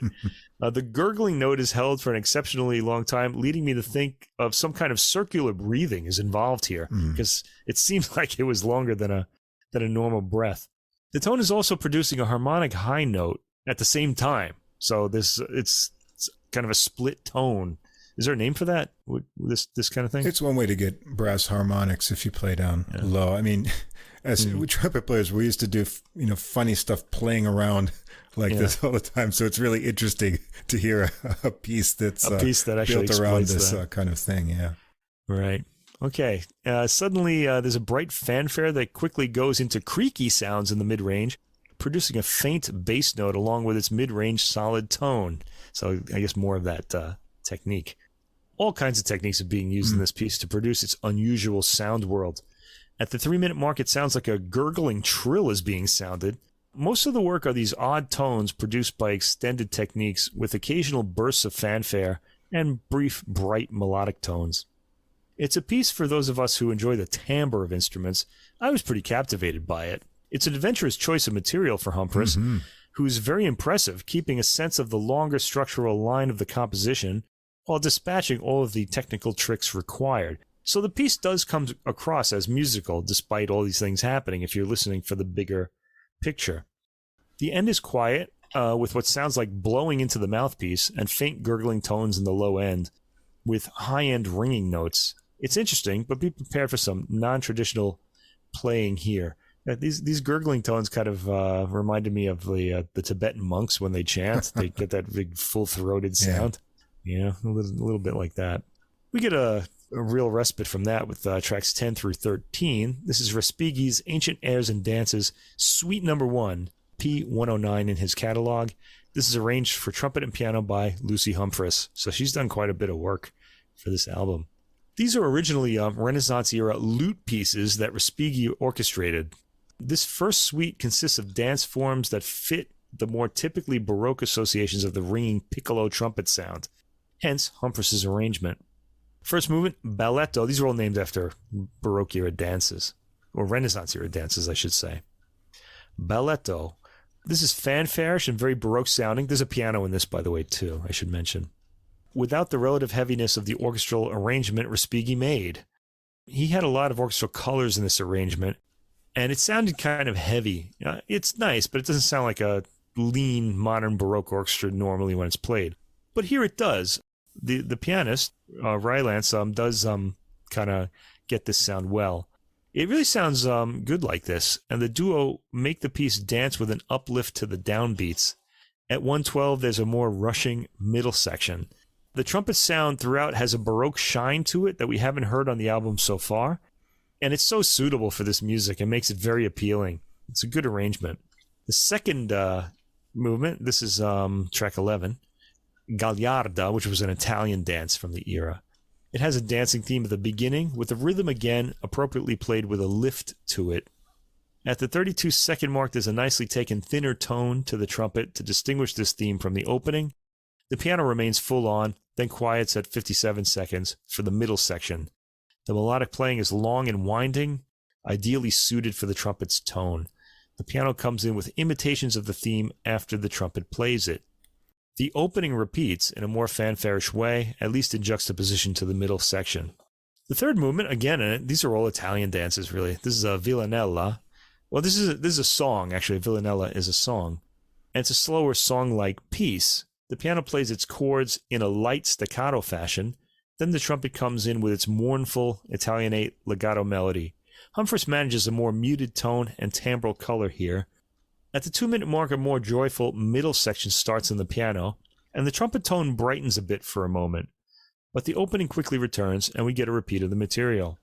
Fourth movement is another dance, Passo Mezzo and Mascherada. This has a very lively and bright dancing melody with rippling figures brilliantly taken by Humphris. The Mascherada section is more stately, it's heard after the 1 minute mark, and square in rhythm, with a brief Siciliano rhythm heard just before the opening theme is repeated. We get a repeat of the Mascherada and the Siciliano.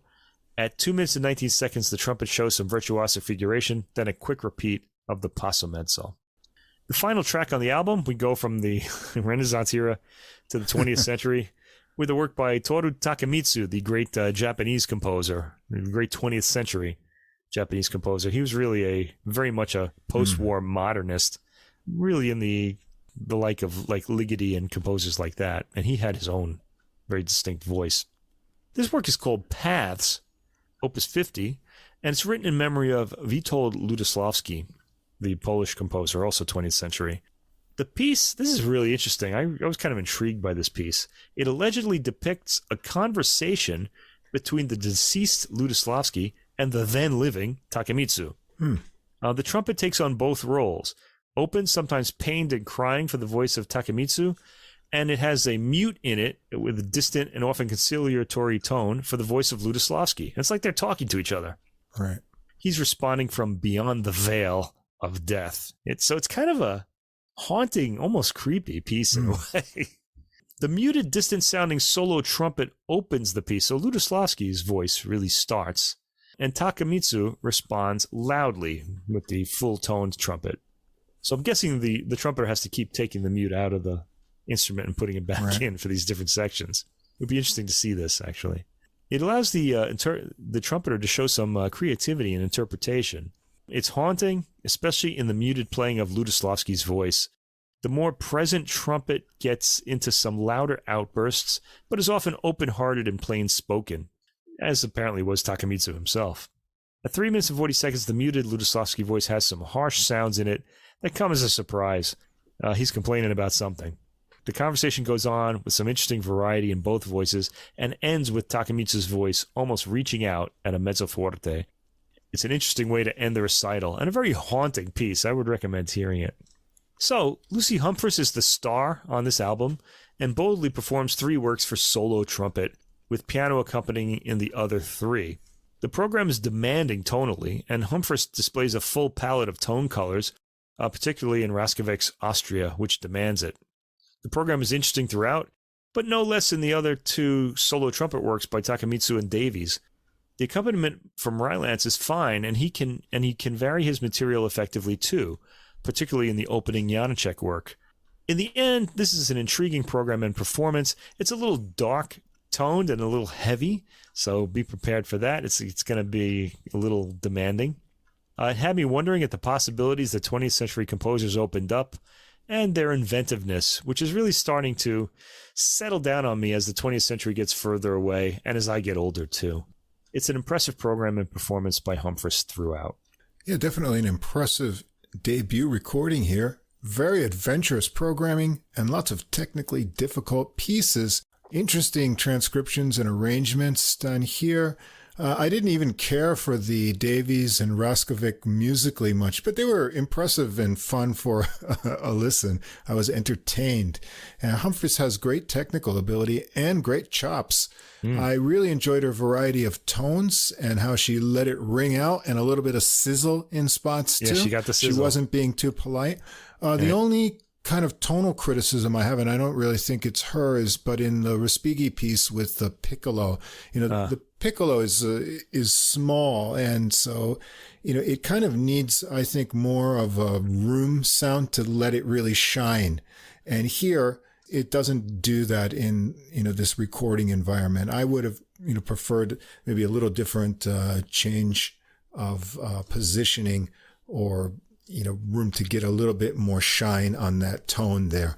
I just think that's a recording thing. But yeah, impressively played and very varied and interesting selection of material. Yeah. And it's, to come out of the gate with this as your first recording, I think she'll turn some heads and get some attention with this. Yeah, I think so too. All right, so there's... That's Bone Sandwich number 1. Bone Sandwich number 1. Double-decker. And we're going to go on to the same kind of idea in jazz, although the second recording has flugelhorn and trombone together. But we're going to start out with a trumpet-led recording, and that's going to be Ginger's Hollow by Linley Hamilton. And this is nice title, by the way. Yeah. Yes, Whirlwind Recordings, came out May 4th. Now, Linley Hamilton is a musician, educator, and broadcaster from Northern Ireland. He's got a doctorate of jazz performance. He's also a music lecturer at Ulster University. And he has a radio show, too, Jazz World with Linley Hamilton on BBC Radio Ulster. He's got his own jazz quintet. Plays trumpet and flugelhorn. We'll hear on this recording. He's done some session work with musicians such as Van Morrison, Jackie Dankworth, and Paul Brady, great Irish singer-songwriter. Actually, play some of his tunes in my folk rock band there too. Oh, wow. And he's got 6 studio albums previous to this. And this current band that we're going to hear here has got an interesting mix of musicians from Ireland and also a couple U.S. musicians. So we've got Linley Hamilton on trumpet, Derek Doc O'Connor on tenor sax, Ken Boylan on piano and organ, Mark Egan, U.S. musician on bass who played with Pat Metheny and even the great Gil Evans. And we've got the well-known drummer Adam Nussbaum, who's played with everyone from Stan Getz, David Liebman, and the Brecker Brothers. Yeah, Pat Metheny, who has a new album coming out very soon. Oh, cool. Yeah. We'll definitely give that one a listen.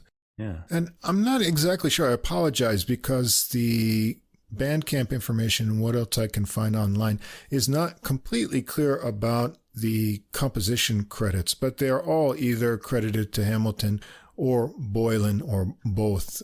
So I may not have it exactly right. It's a little bit vague in the listings, but I think the first one is credited to both Boylan and Hamilton, and it's called Shinebox.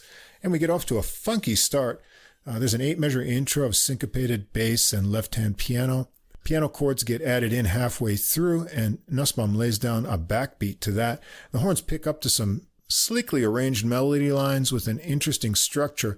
There's an 8-measure section, a 4-measure section with a chord change, and then tricky horn figures and a break, and then 2 measures with a different tempo that you can count in 4 at that different tempo, then back to the previous tempo for 2 measures. The first time around, there's another 4 measures on the same chord before a repeat, but the second time, Hamilton comes right in there at that point with his solo. Very nice tone, rhythmically snappy phrases, nice tumbling lines. Boylan's organ sound sneaks nicely in under him, and then he goes on to solo with some kind of whirling Leslie type effects and nice swells there as well. O'Connor is next on tenor. He's got a husky tone, nice speedy phrases, and listen to the change-ups in Egan's bass lines as they get it worked up to a swing there. Nice fills and interaction from Nussbaum.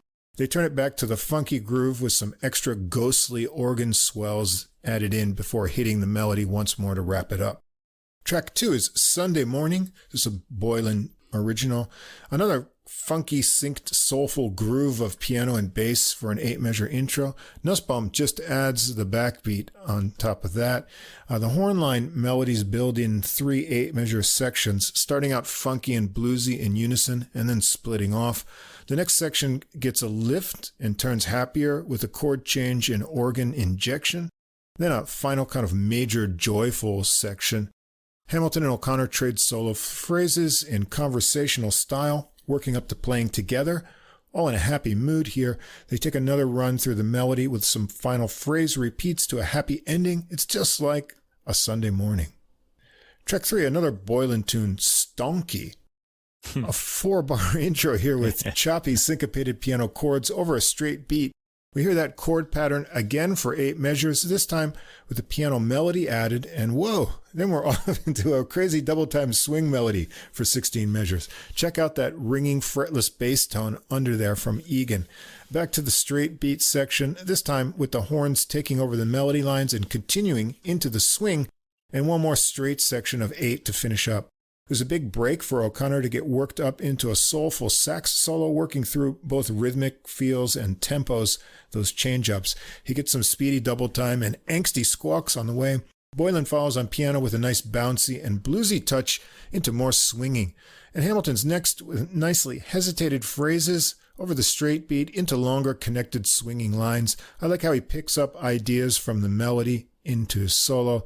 They take it once more through the sandwich of straight with swinging center and the horns to wrap it up. I liked his funky beats on all three of these tracks, really. Really fun. Then it kind of changes up here. Next we've got the title track, Ginger's Hollow. It's apparently a heartfelt tribute, this is quoting from the Bandcamp, to a beloved farm cat that Linley cared for until its untimely demise. He must have liked that cat to write a tune about it. Yeah. This one has kind of a Brazilian beat and washy Rhodes piano sound from Boylan. Nice syncopated bass intervals from Egan on the 8-measure intro. The melody is wistful, started out by Hamilton's horn solo. Sounds like an 8-measure A section, then a B section, then the A again, which is joined by O'Connor with harmonized lines. The next section, I guess you could say, is a C. It has a real lift to it with soaring lines from Hamilton. Then there's kind of a murky modal interlude of Rhodes into a ringing solo on the keys with some nice funky attacks. A very dreamy tone in there. The beat picks up more of a groove as it alternates between the dark, murky sections and the main sections. Hamilton solos next, getting some nice minor modal licks, contrasting with his happier and reaching lines. A nice mix of articulation. This Rhodes transition back into the melody, this time with both horns on the A and C sections we heard before. They keep it going with a vamp on the minor modal section with some blowing time from O'Connor and nice accents from Nussbaum to finish it up. Track 5, Place at the Ace, another Boylan tune. And Nussbaum gets it going with a drum intro and a New Orleans-style beat. Boylan gets fun minor melody going that gets horn lines with a lot of interplay and answering phrases stacked on with organ backing.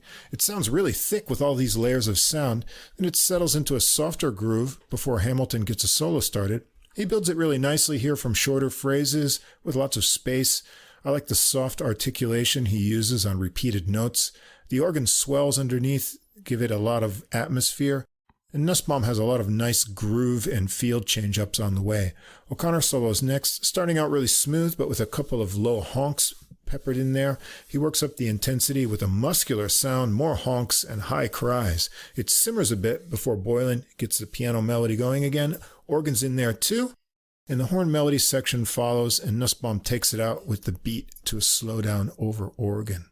Track 6 is called Jason's Dream. It's a waltzing tune, an interesting 11-measure intro with syncopated chords that give it a hesitated feel. The melody has a gently flowing, alternating phrase feel to it. Hamilton starts it out solo. It seems to be an A-B-A-C kind of structure. O'Connor joins in with sax harmony on the second A section, and it really builds up on the final part. Then there's another 4-measure transition into a piano solo from Boylan with nicely ringing notes and gentle runs. Hamilton has a very nice solo on this tune as well with a fluffy tone and pretty butterfly-like flitting phrases. And O'Connor has a more gutsy and soulful tenor in contrast, building up to some wails. They take it through that melody again with a new syncopated horn idea for a little coda to a soft ending. Track 7, a Hamilton composition, Lost in the Crowd. This one starts with an 8-measure intro of piano chords and bass with interesting accents and syncopation to keep you counting. The horns come in with the melody that has some interesting little rhythms and skips in it, as well as some really high but controlled trumpet notes. But don't miss the great bass from Egan underneath. It's an evolving 32-measure melody that has a tail line of descending bass and piano. Boylan has a piano solo here. Nice snappy brushwork from Nussbaum underneath that. There's a great melodic fretless bass solo from Egan, starting out way up high. Hamilton follows with a gently building solo that also gets up high but has soft articulation. And then they reset with the intro again into the melody. After the descending line, there's a new section of horn lines to the end. Nice work keeping those high notes in tune on the trumpet and sax. It's a little tricky up in that register to get everything to sound good. Track 8 is called Watch Those Eyes. It starts with an intro of cool alternating chord bass ostinato with a Brazilian feel and rhythmic piano chords. Nussbaum mixes things up around the kit. The horns come in with a choppy melody for 16 measures that then changes up to a double time feel in a swing section. I like the little breakup with the trumpet and then sax answering phrase on the way. Nussbaum fills it into a reset into the Latin beat for O'Connor to get started with the solo. He navigates the modal and rhythmic switches nicely, has some edgy and speedy licks, and Hamilton goes next, connecting phrases nicely with some interesting rhythmic change-ups through the sections. Then the horns and Boylan trade off with Nussbaum for some energetic drum soloing. Take it once more through the melody with some final phrase repeats and intense fills from Nussbaum to finish it out. And that's it. It's a fine recording of original, mostly uplifting and rhythmic tunes from Hamilton and Boylan. The compositions all have little surprises to keep you entertained through the melodies. There's funky stuff, Latin grooves, and breaks into swing sections along the way. Nussbaum and Egan make a tight rhythmic engine. The fretless bass sound really gives it some flavor in spots. Boylan mixes up the keyboard tones with Rhodes and organ in addition to the piano, and his solos are really interesting. O'Connor's sax solos are energetic with impressive licks. He's got a big tone that can be gruff or silky from one moment to the next. And of course, Hamilton's the leader here with inventive and well-structured solos. I like his phrasing and articulation, nicely controlled, higher register, all with good tone. So, how about it, some jazz from Northern Ireland on your listening list this week? Yeah, you used the word uplifting, and it's funny because that's the word I chose too, because I didn't want to go to exciting, but although the last track has some good excitement on it, but most of the record was very uplifting. It was comfortable, and then it got like to uplifting notes. It just made me feel happy. So it was a good, a good feeling record, and I really appreciated that. I like the surprisingly funky beats in the first three tracks a lot. Those three tracks stood out for me. And Hamilton's playing, I thought, tended to be really melodic, and that's just probably what made me so happy about the record. It catches your ear appealingly as a result, I guess, Right. The album it mellows out as it goes, but all those tunes, due to their melodic nature, wind up being appealing too. And I found Ginger's Hollow, the one about the cat, right? Yeah. That really lifted my spirit a lot too. It was sort of soothing. It lifted me up. Now, the last track, Watch Those Eyes, has some of the most exciting solos on the album. The soloists all sounded really aggressive on that, and they stretched out a bit. So I was they kind of went out with a bang there. I liked that. Oh, cool. So it's an enjoyable listen, I'd say. I'd give it a recommendation. I liked it. I'd want to hear it again, I think. Yeah. Check out his other recordings as well. Nice little catalog of stuff there.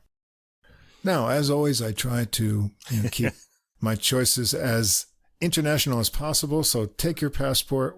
We're going to go to Belgium next. Never been there. Only in ear. My ear's only been there, not my body. For the Rémy Labbé Quintet, Careless Territories on Challenge Records. This one also came out on May 5th. So Labbé is a Belgian jazz trumpet player, songwriter, and orchestrator, big band leader and producer and educator as well. He's a graduate of Berklee College of Music and also Manhattan School of Music. And he's a arranger for the Grammy Award-winning band, the Afro-Latin Jazz Orchestra, which directed by Arturo O'Farrell, as well as for the WE Big Band. Since September 2021, he is a jazz theory and jazz brass teacher in the Department of Luxembourg Music Conservatory. And he's got as his main projects this quintet, and also he does some songwriting and pop music projects as well. So this quintet here is composed of some players and classmates from his college years at Berklee and Manhattan School. We've got Labbé on flugelhorn on this recording exclusively, Phil Abraham, a Belgian trombonist, and that's our trombone sandwich for the jazz section here.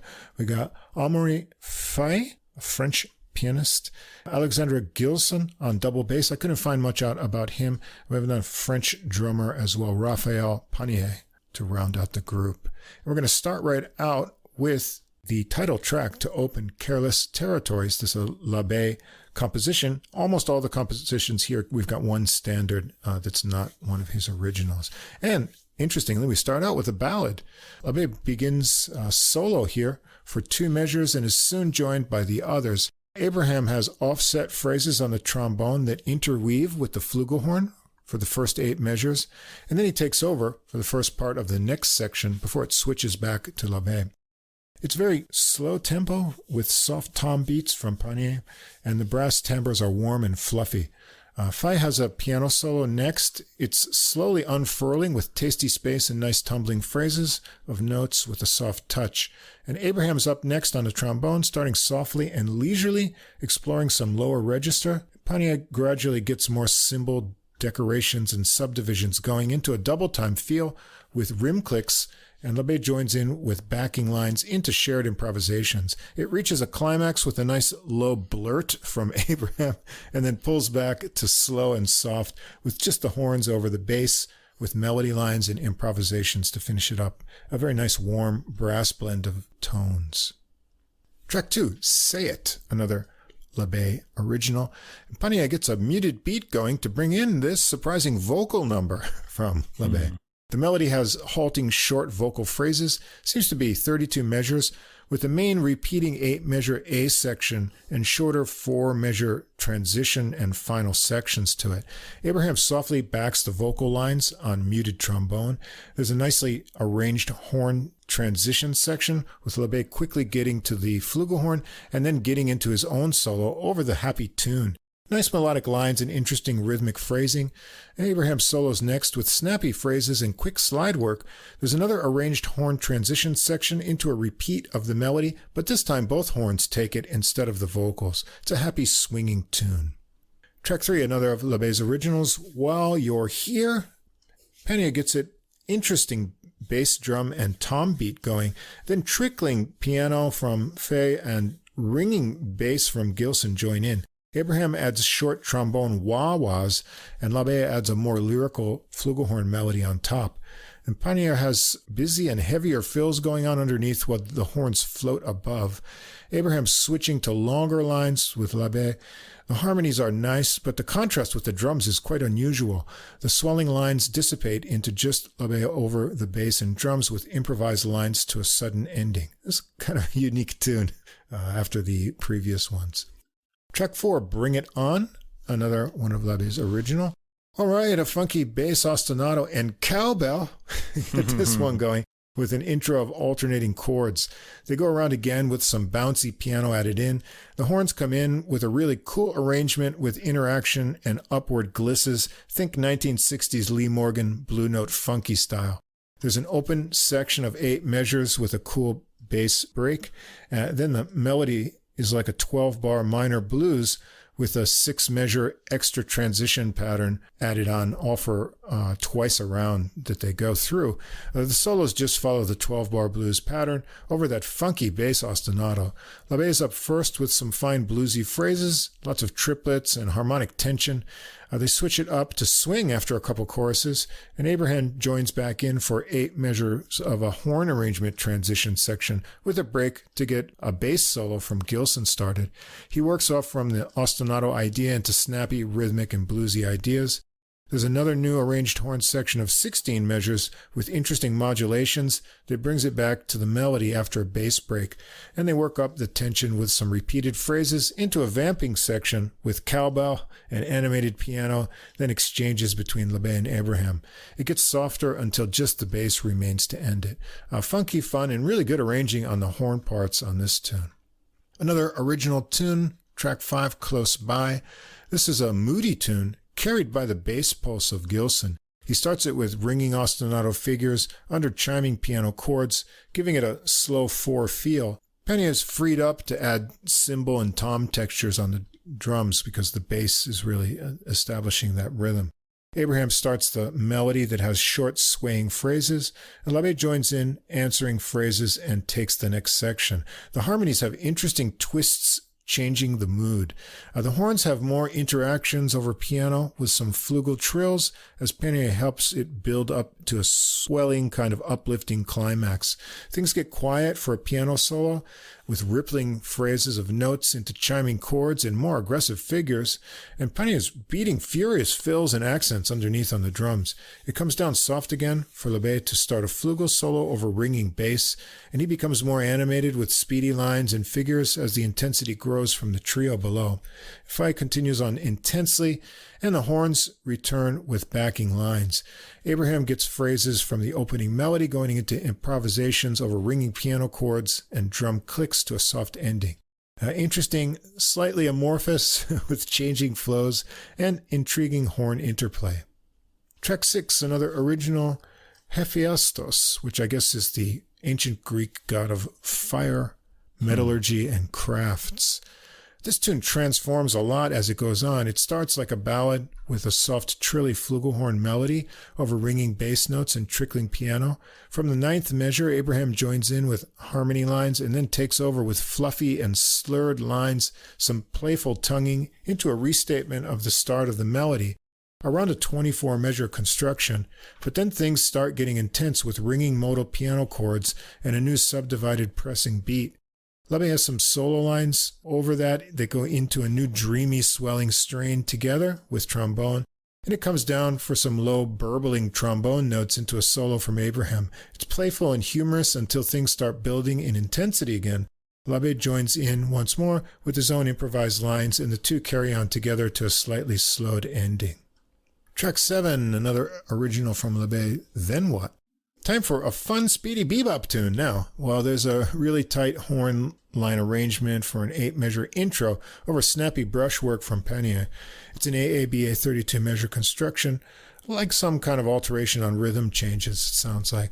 Really tricky horn phrases with cute little drum breaks and contrasting more flowing legato lines on the B section. Labbé's up first for a solo, nice melodic ideas and speedy boppy phrasing. Abraham follows with a lot of tricky slide work, but nice melodies in his solo as well.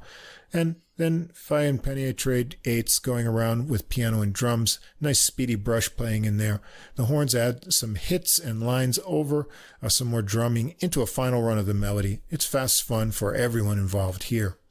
Track 8, one more Labbé original, Up to You. This one starts with trombone lines over just bass. Piano and drums kick in with Labbé taking lines with the trombone. At first, a 4-beat feel forms with subdivided cymbals, but then it transforms into a 6/8 kind of feel as the wispy horn lines go on. Gilson is providing the bass pulse as Labbé solos. The beat becomes busier with cymbals and bass figures into a Latiny groove for a piano solo, with a lot of fleet lines that change direction quickly. Eventually, it transforms into a driving swing briefly before the horns return with burbly lines into more backing phrases. The horn lines continue as Manière lets loose around the drum kit, and then the piano rings out chords to quietening drums and bass in a slowing groove. Abraham brings back some high, longing melody lines, joined by Labbé for some harmony to bring it to a close. It's another tune that evolves in a lot of different rhythmic ways. And we're going to get to one standard on the recording, Richard Rodgers' Have You Met Miss Jones? A good old AABA tune. Faye gives it a bouncy piano intro, and Labbé and Abraham trade off melody lines with backing and interplay. Manière has snappy brushwork, but later switches to sticks. Abraham solos first, and then Faye. They have a lot of fun switching up the feel. Gilson changing between driving, walking bass and ringing repeated notes. Check out the cool, hesitated hits during the piano solo. Things get harmonically interesting for what seems to be the start of Labbé's solo, but becomes traded exchanges with Manière instead. It comes down soft, only over bass pulses for the horns to start another run through the melody, and ends up with some nicely arranged horns. And the final track, Sunflower Eyes, another Labbé original. Faye starts this ballad out with a piano intro, and Labbé comes in with a sweet, fluffy melody, great tone and subtle vibrato. Abraham adds backing lines. Seems to be a melody of 21 measures. The ending has some interesting chords, and they make a trilly transition into a gentle solo from Abraham. Labbé comes in midway through the form, and then they work together with arranged lines of warm harmonies. There's a new little 4-measure arranged transition section after the chords with trills before Abraham gets to some more soloing with some playful phrasing. He gets a full run this time, really nice melodic and soft improvisations, and Labbé starts a run of his own with nice little ornaments to his animated lines. Abraham joins in for some backing near the end, and they repeat the final alternating chord idea into some soft ending horn lines. And that wraps it up. There's some fine brass playing here with Labbé's warm flugel sound blending with Abraham's soft but flexible trombone playing. The tunes have a lot of variety: ballads, a happy vocal tune, a standard, and a funky bluesy tune, and a little bebop there too. Sometimes they have unique structures. Many of the songs transform in feel and rhythm along the way, keeping you surprised, and they don't stick to everyone soloing in order, but rather mix things up and include a lot of interplay.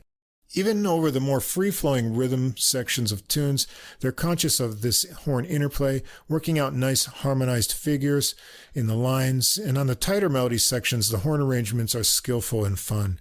Faiha also has creative keyboard solos, and Gilson's bass pulse carries a lot of the tunes, allowing Panier to do some interesting decorative drumming. Yeah, check this one out for some very smooth and warm blended Belgian brass. You know, this album caught my classical ear. There's some good grooves on the album and a lot of tension building harmonically. That really stood out for me. And, you know, we hear that in classical music all the time. Like an example would be the end of Up to You. Right? Oh, right. Listen to that, yeah. The musical structures really kept me interested, and of course, the playing did too. There's good tone on the trumpet, or the flugelhorn here, and lots of expression from the trombone, including some rather humorous phrasing and sound in his solo on Then What? Okay, that's a good track to sample the trombone solo on. And also the theme of Have You Met Miss Jones, too. The trombone is showing a sense of humor there. I like the piano's florid harmony throughout. He manages a lot of sound while keeping his playing transparent. There's a lot of variety of compositions on the album, so we get to hear the soloists in different contexts, and they come up well in all of them, I thought. So I liked this. Yeah, it was fun.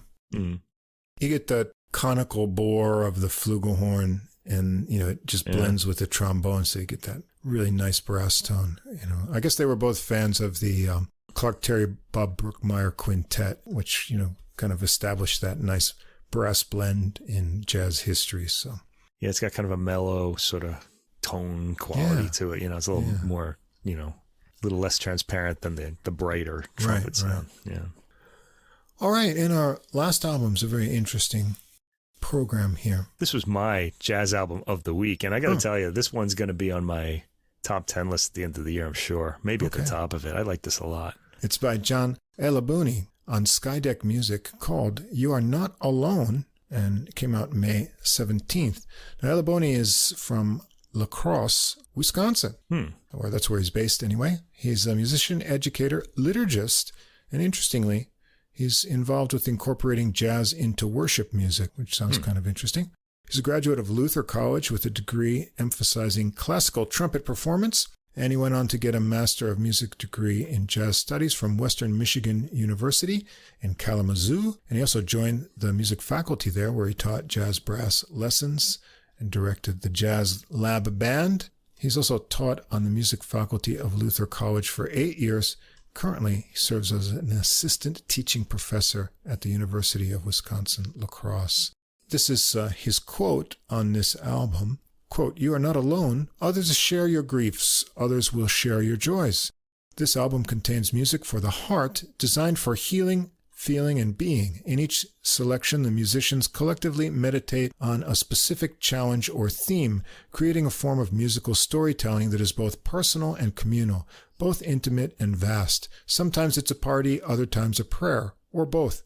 The album is intentionally ordered, moving through both lament and joy, with improvised segues that weave one piece to the next. I encourage you to listen to the album as you'd watch a movie as a whole and in one sitting." Yeah, this is, I got to say, though, if you're going to listen to this in one sitting, set some time. Yeah. But it's a pretty long album. Well, you need an hour and 15 minutes. Yeah, but it's a good hour and 15 minutes. Yeah, I really enjoyed this a lot. But I'd like to say, too, we talk about this all the time, but classical music, absolutely, you want to hear a whole work. You don't split up movements from different works on a playlist, right? You just don't do that. And unfortunately... Oh, people do. I know. But, unfortunately, streaming has killed, the album format of, artwork that had developed, to a high level in the 60s in rock and pop music. You had Sgt. Pepper's and Pet Sounds and Pink Floyd, and, you're supposed to listen to things in an order uninterrupted to go on a little musical journey.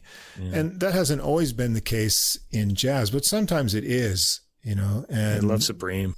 So You want to go through a little constructed tour of the artist's vision, and they should definitely do that here, and we'll tell you why. So on this recording, we've got Ailabouni on trumpet and flugelhorn, also all of his original compositions, Simon Harding on alto and tenor sax, bass clarinet, and flute, Mike Conrad on piano, Karen Quinn on acoustic and electric bass, Christopher Jensen on drums, and Ryan Frost on doumbek, which is a goblet drum on track 9. And Ailabouni's daughter Claire lends her voice on the final track. We'll talk about that when we get there. Okay, we're going to start out with the first track, Border Town Boogaloo. I was hooked when I heard this, when I first checked this album out. I just like the word boogaloo. I like the rhythm of the boogaloo. It's just really fantastic. So piano and acoustic bass with synced up funky figures over the drums start this one out.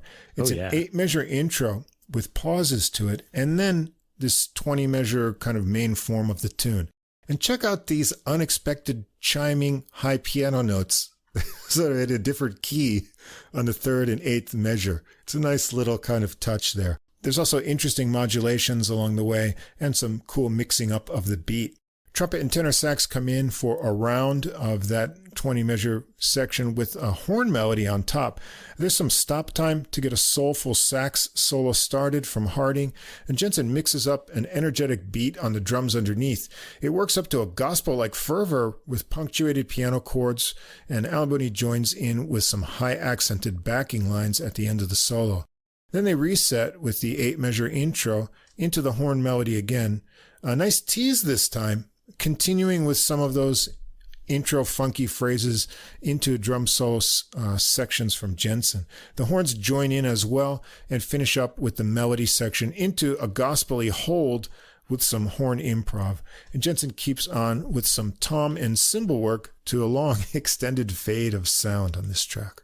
Track 2, What Wondrous Love Is This?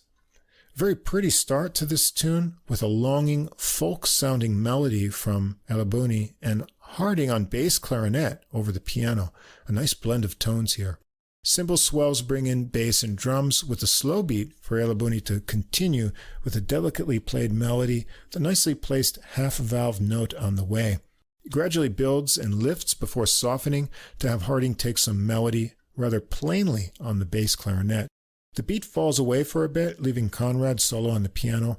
Ringing bass and drum brushes bring back a steady beat, while Conrad chimes out chords and rippling lines. Ailabouni returns for improvisations into nicely controlled high-register cries and double-time licks over long low tones from Harding. The horns join together again on melody lines and bring things to a quietening pause. There's a kind of restart of a processional, but that gives way to some dreamy solo piano from Conrad with a forward push of modulating movement and final descent. It's pretty and pretty unpredictable too. It's really, pretty. Yeah. That's a good word for this. Yeah, I liked it a lot. Track 3 is Overture. It's also a tender ballad kind of sound. Conrad has a solo piano opening with chords and ringing high notes into some repeated notes and intervals that sort of imply some motion for Ailabouni to enter with the melody and a great warm tone and phrasing. Bass and drums enter subtly after 16 bars for another section, and then Harding joins on flute here for some harmonized and then solo lines. Ailabouni gets an improvised lyrical solo with unhurried phrasing, even while doing some speedier rhythmic phrases, and Harding joins back in and continues on with pretty fluttering improvised lines. Really nice flute tone. Ailabouni takes another run of the melody with the flute joining in for some harmonization again, and Conrad closes it out with a solo piano ending. Beautiful and gentle playing on this track. Track 4 is called Playful, and a playful pickup line of trumpet, alto sax, and piano into the melody of flowing horn lines over throbbing electric bass and subdivided drums. It's 16 measures into a new section of rising horn and synced bass lines that lift to a solo from Ailabouni over a great kind of cruising groove. I don't know how to describe it. It's just got that, put the top down and drive kind of feel to it. And check out that hi-hat and snappy bass line going on there. Ailabouni is snappy and energetic through the tricky chord changes, getting up high and bringing it back down with a nice arc to his solo. Quinn gets a bass solo next, very nice funky phrases there, and Conrad follows on piano, and then Harding on alto sax. And he has a really nice searing tone on alto sax, fluid phrasing. I like how he sounds completely different on tenor and alto, and all that nice flute playing before it too. They take it through the melody sections again to a hold, and there's a pause. You think it's over, but a new descending horn line to a couple holds with more sax improv and dancing cymbals come along. And now you really think it's over, but do not adjust your equipment until the 3 ominous low piano chords have rung out. Wasn't ready for that. Very interesting. Track 5, Invisible. A piano intro of low ringing chords. Bring in Ailabouni on a melody line with soft sax lines accompanying. The harmonies are dark and introspective, just a little closing hi-hat and brushes to keep a slow beat. Acoustic bass adds in subtly, and Conrad has a piano touch with a very smoothness to it and attention to dynamics. Ailabouni follows, starting with fluffy phrases. Sounds like flugelhorn here, a nice relaxed flow.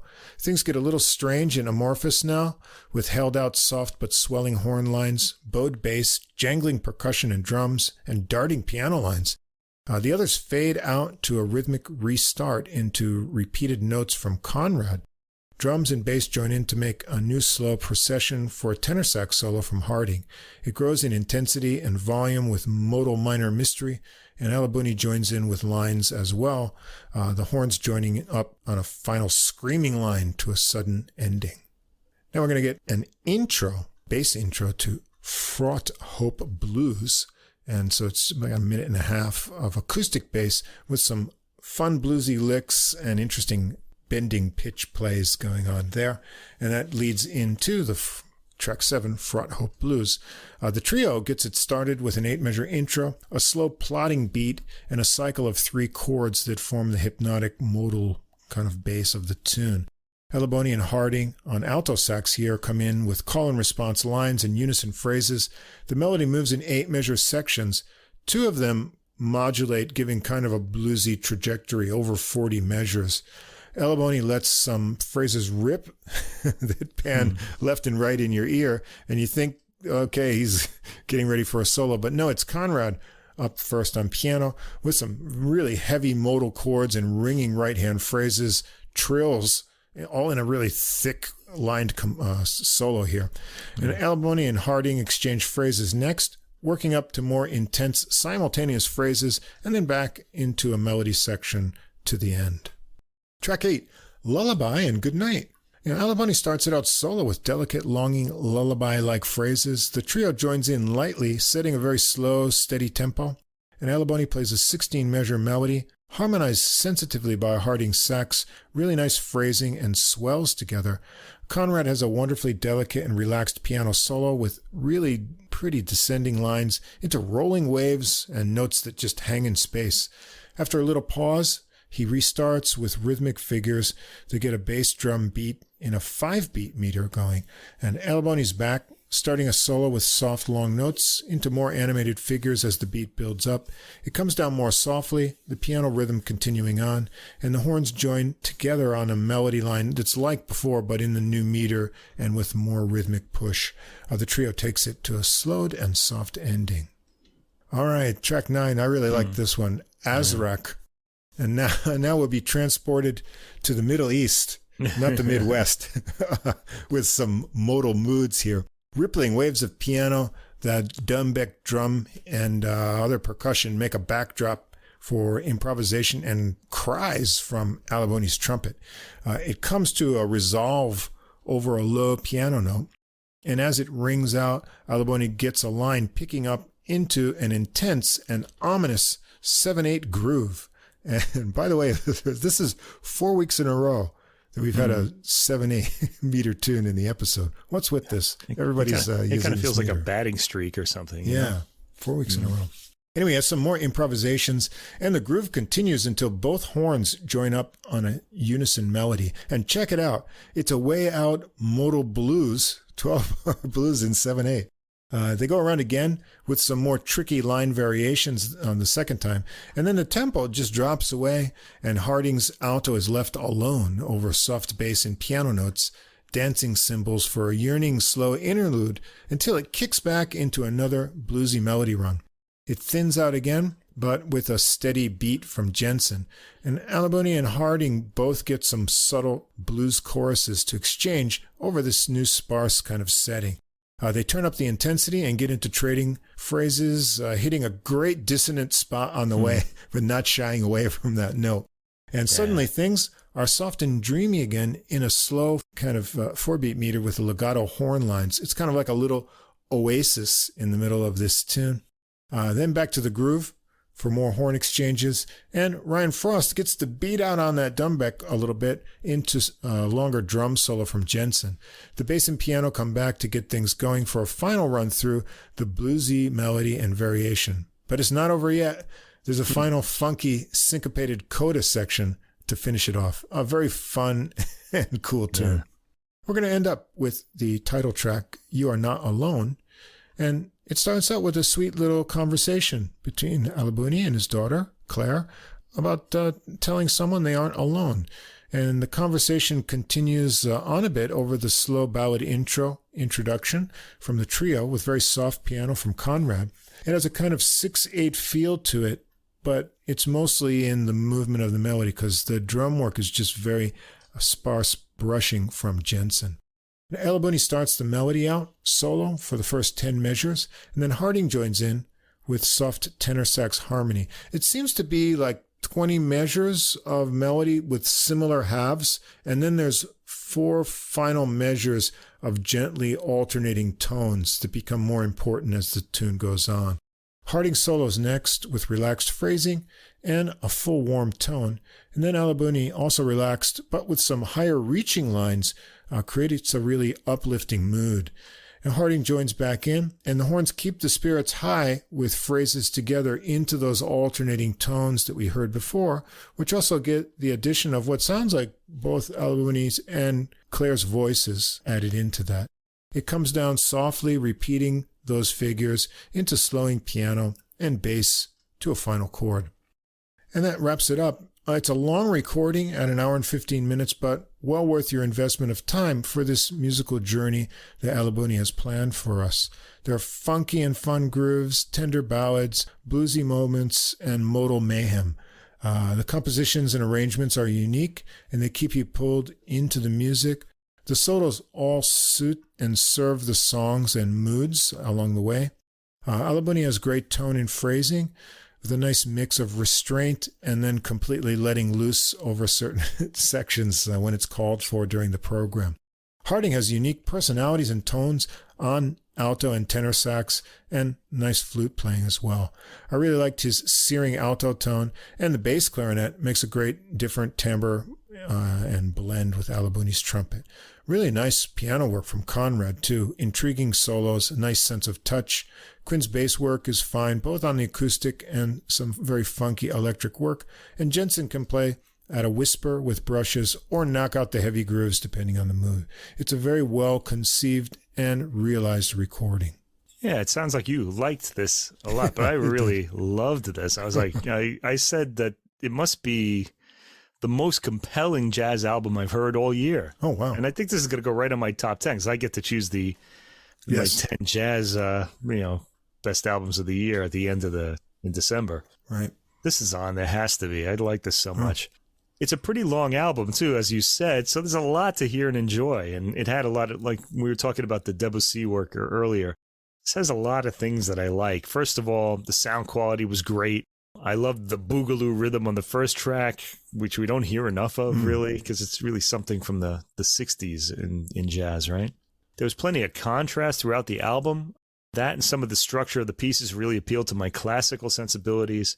We got some jazz flute on Overture, which I love, too, because I'm a big jazz flute fan. There were modal harmonies, which I just liked everything.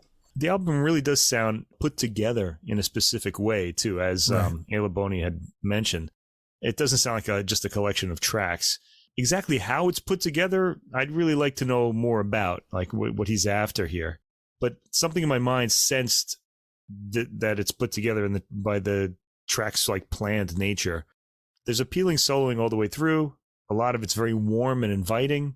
And it's a new discovery for me, and I think I'll revisit this often. I definitely want a CD of this album for the collection. Yeah.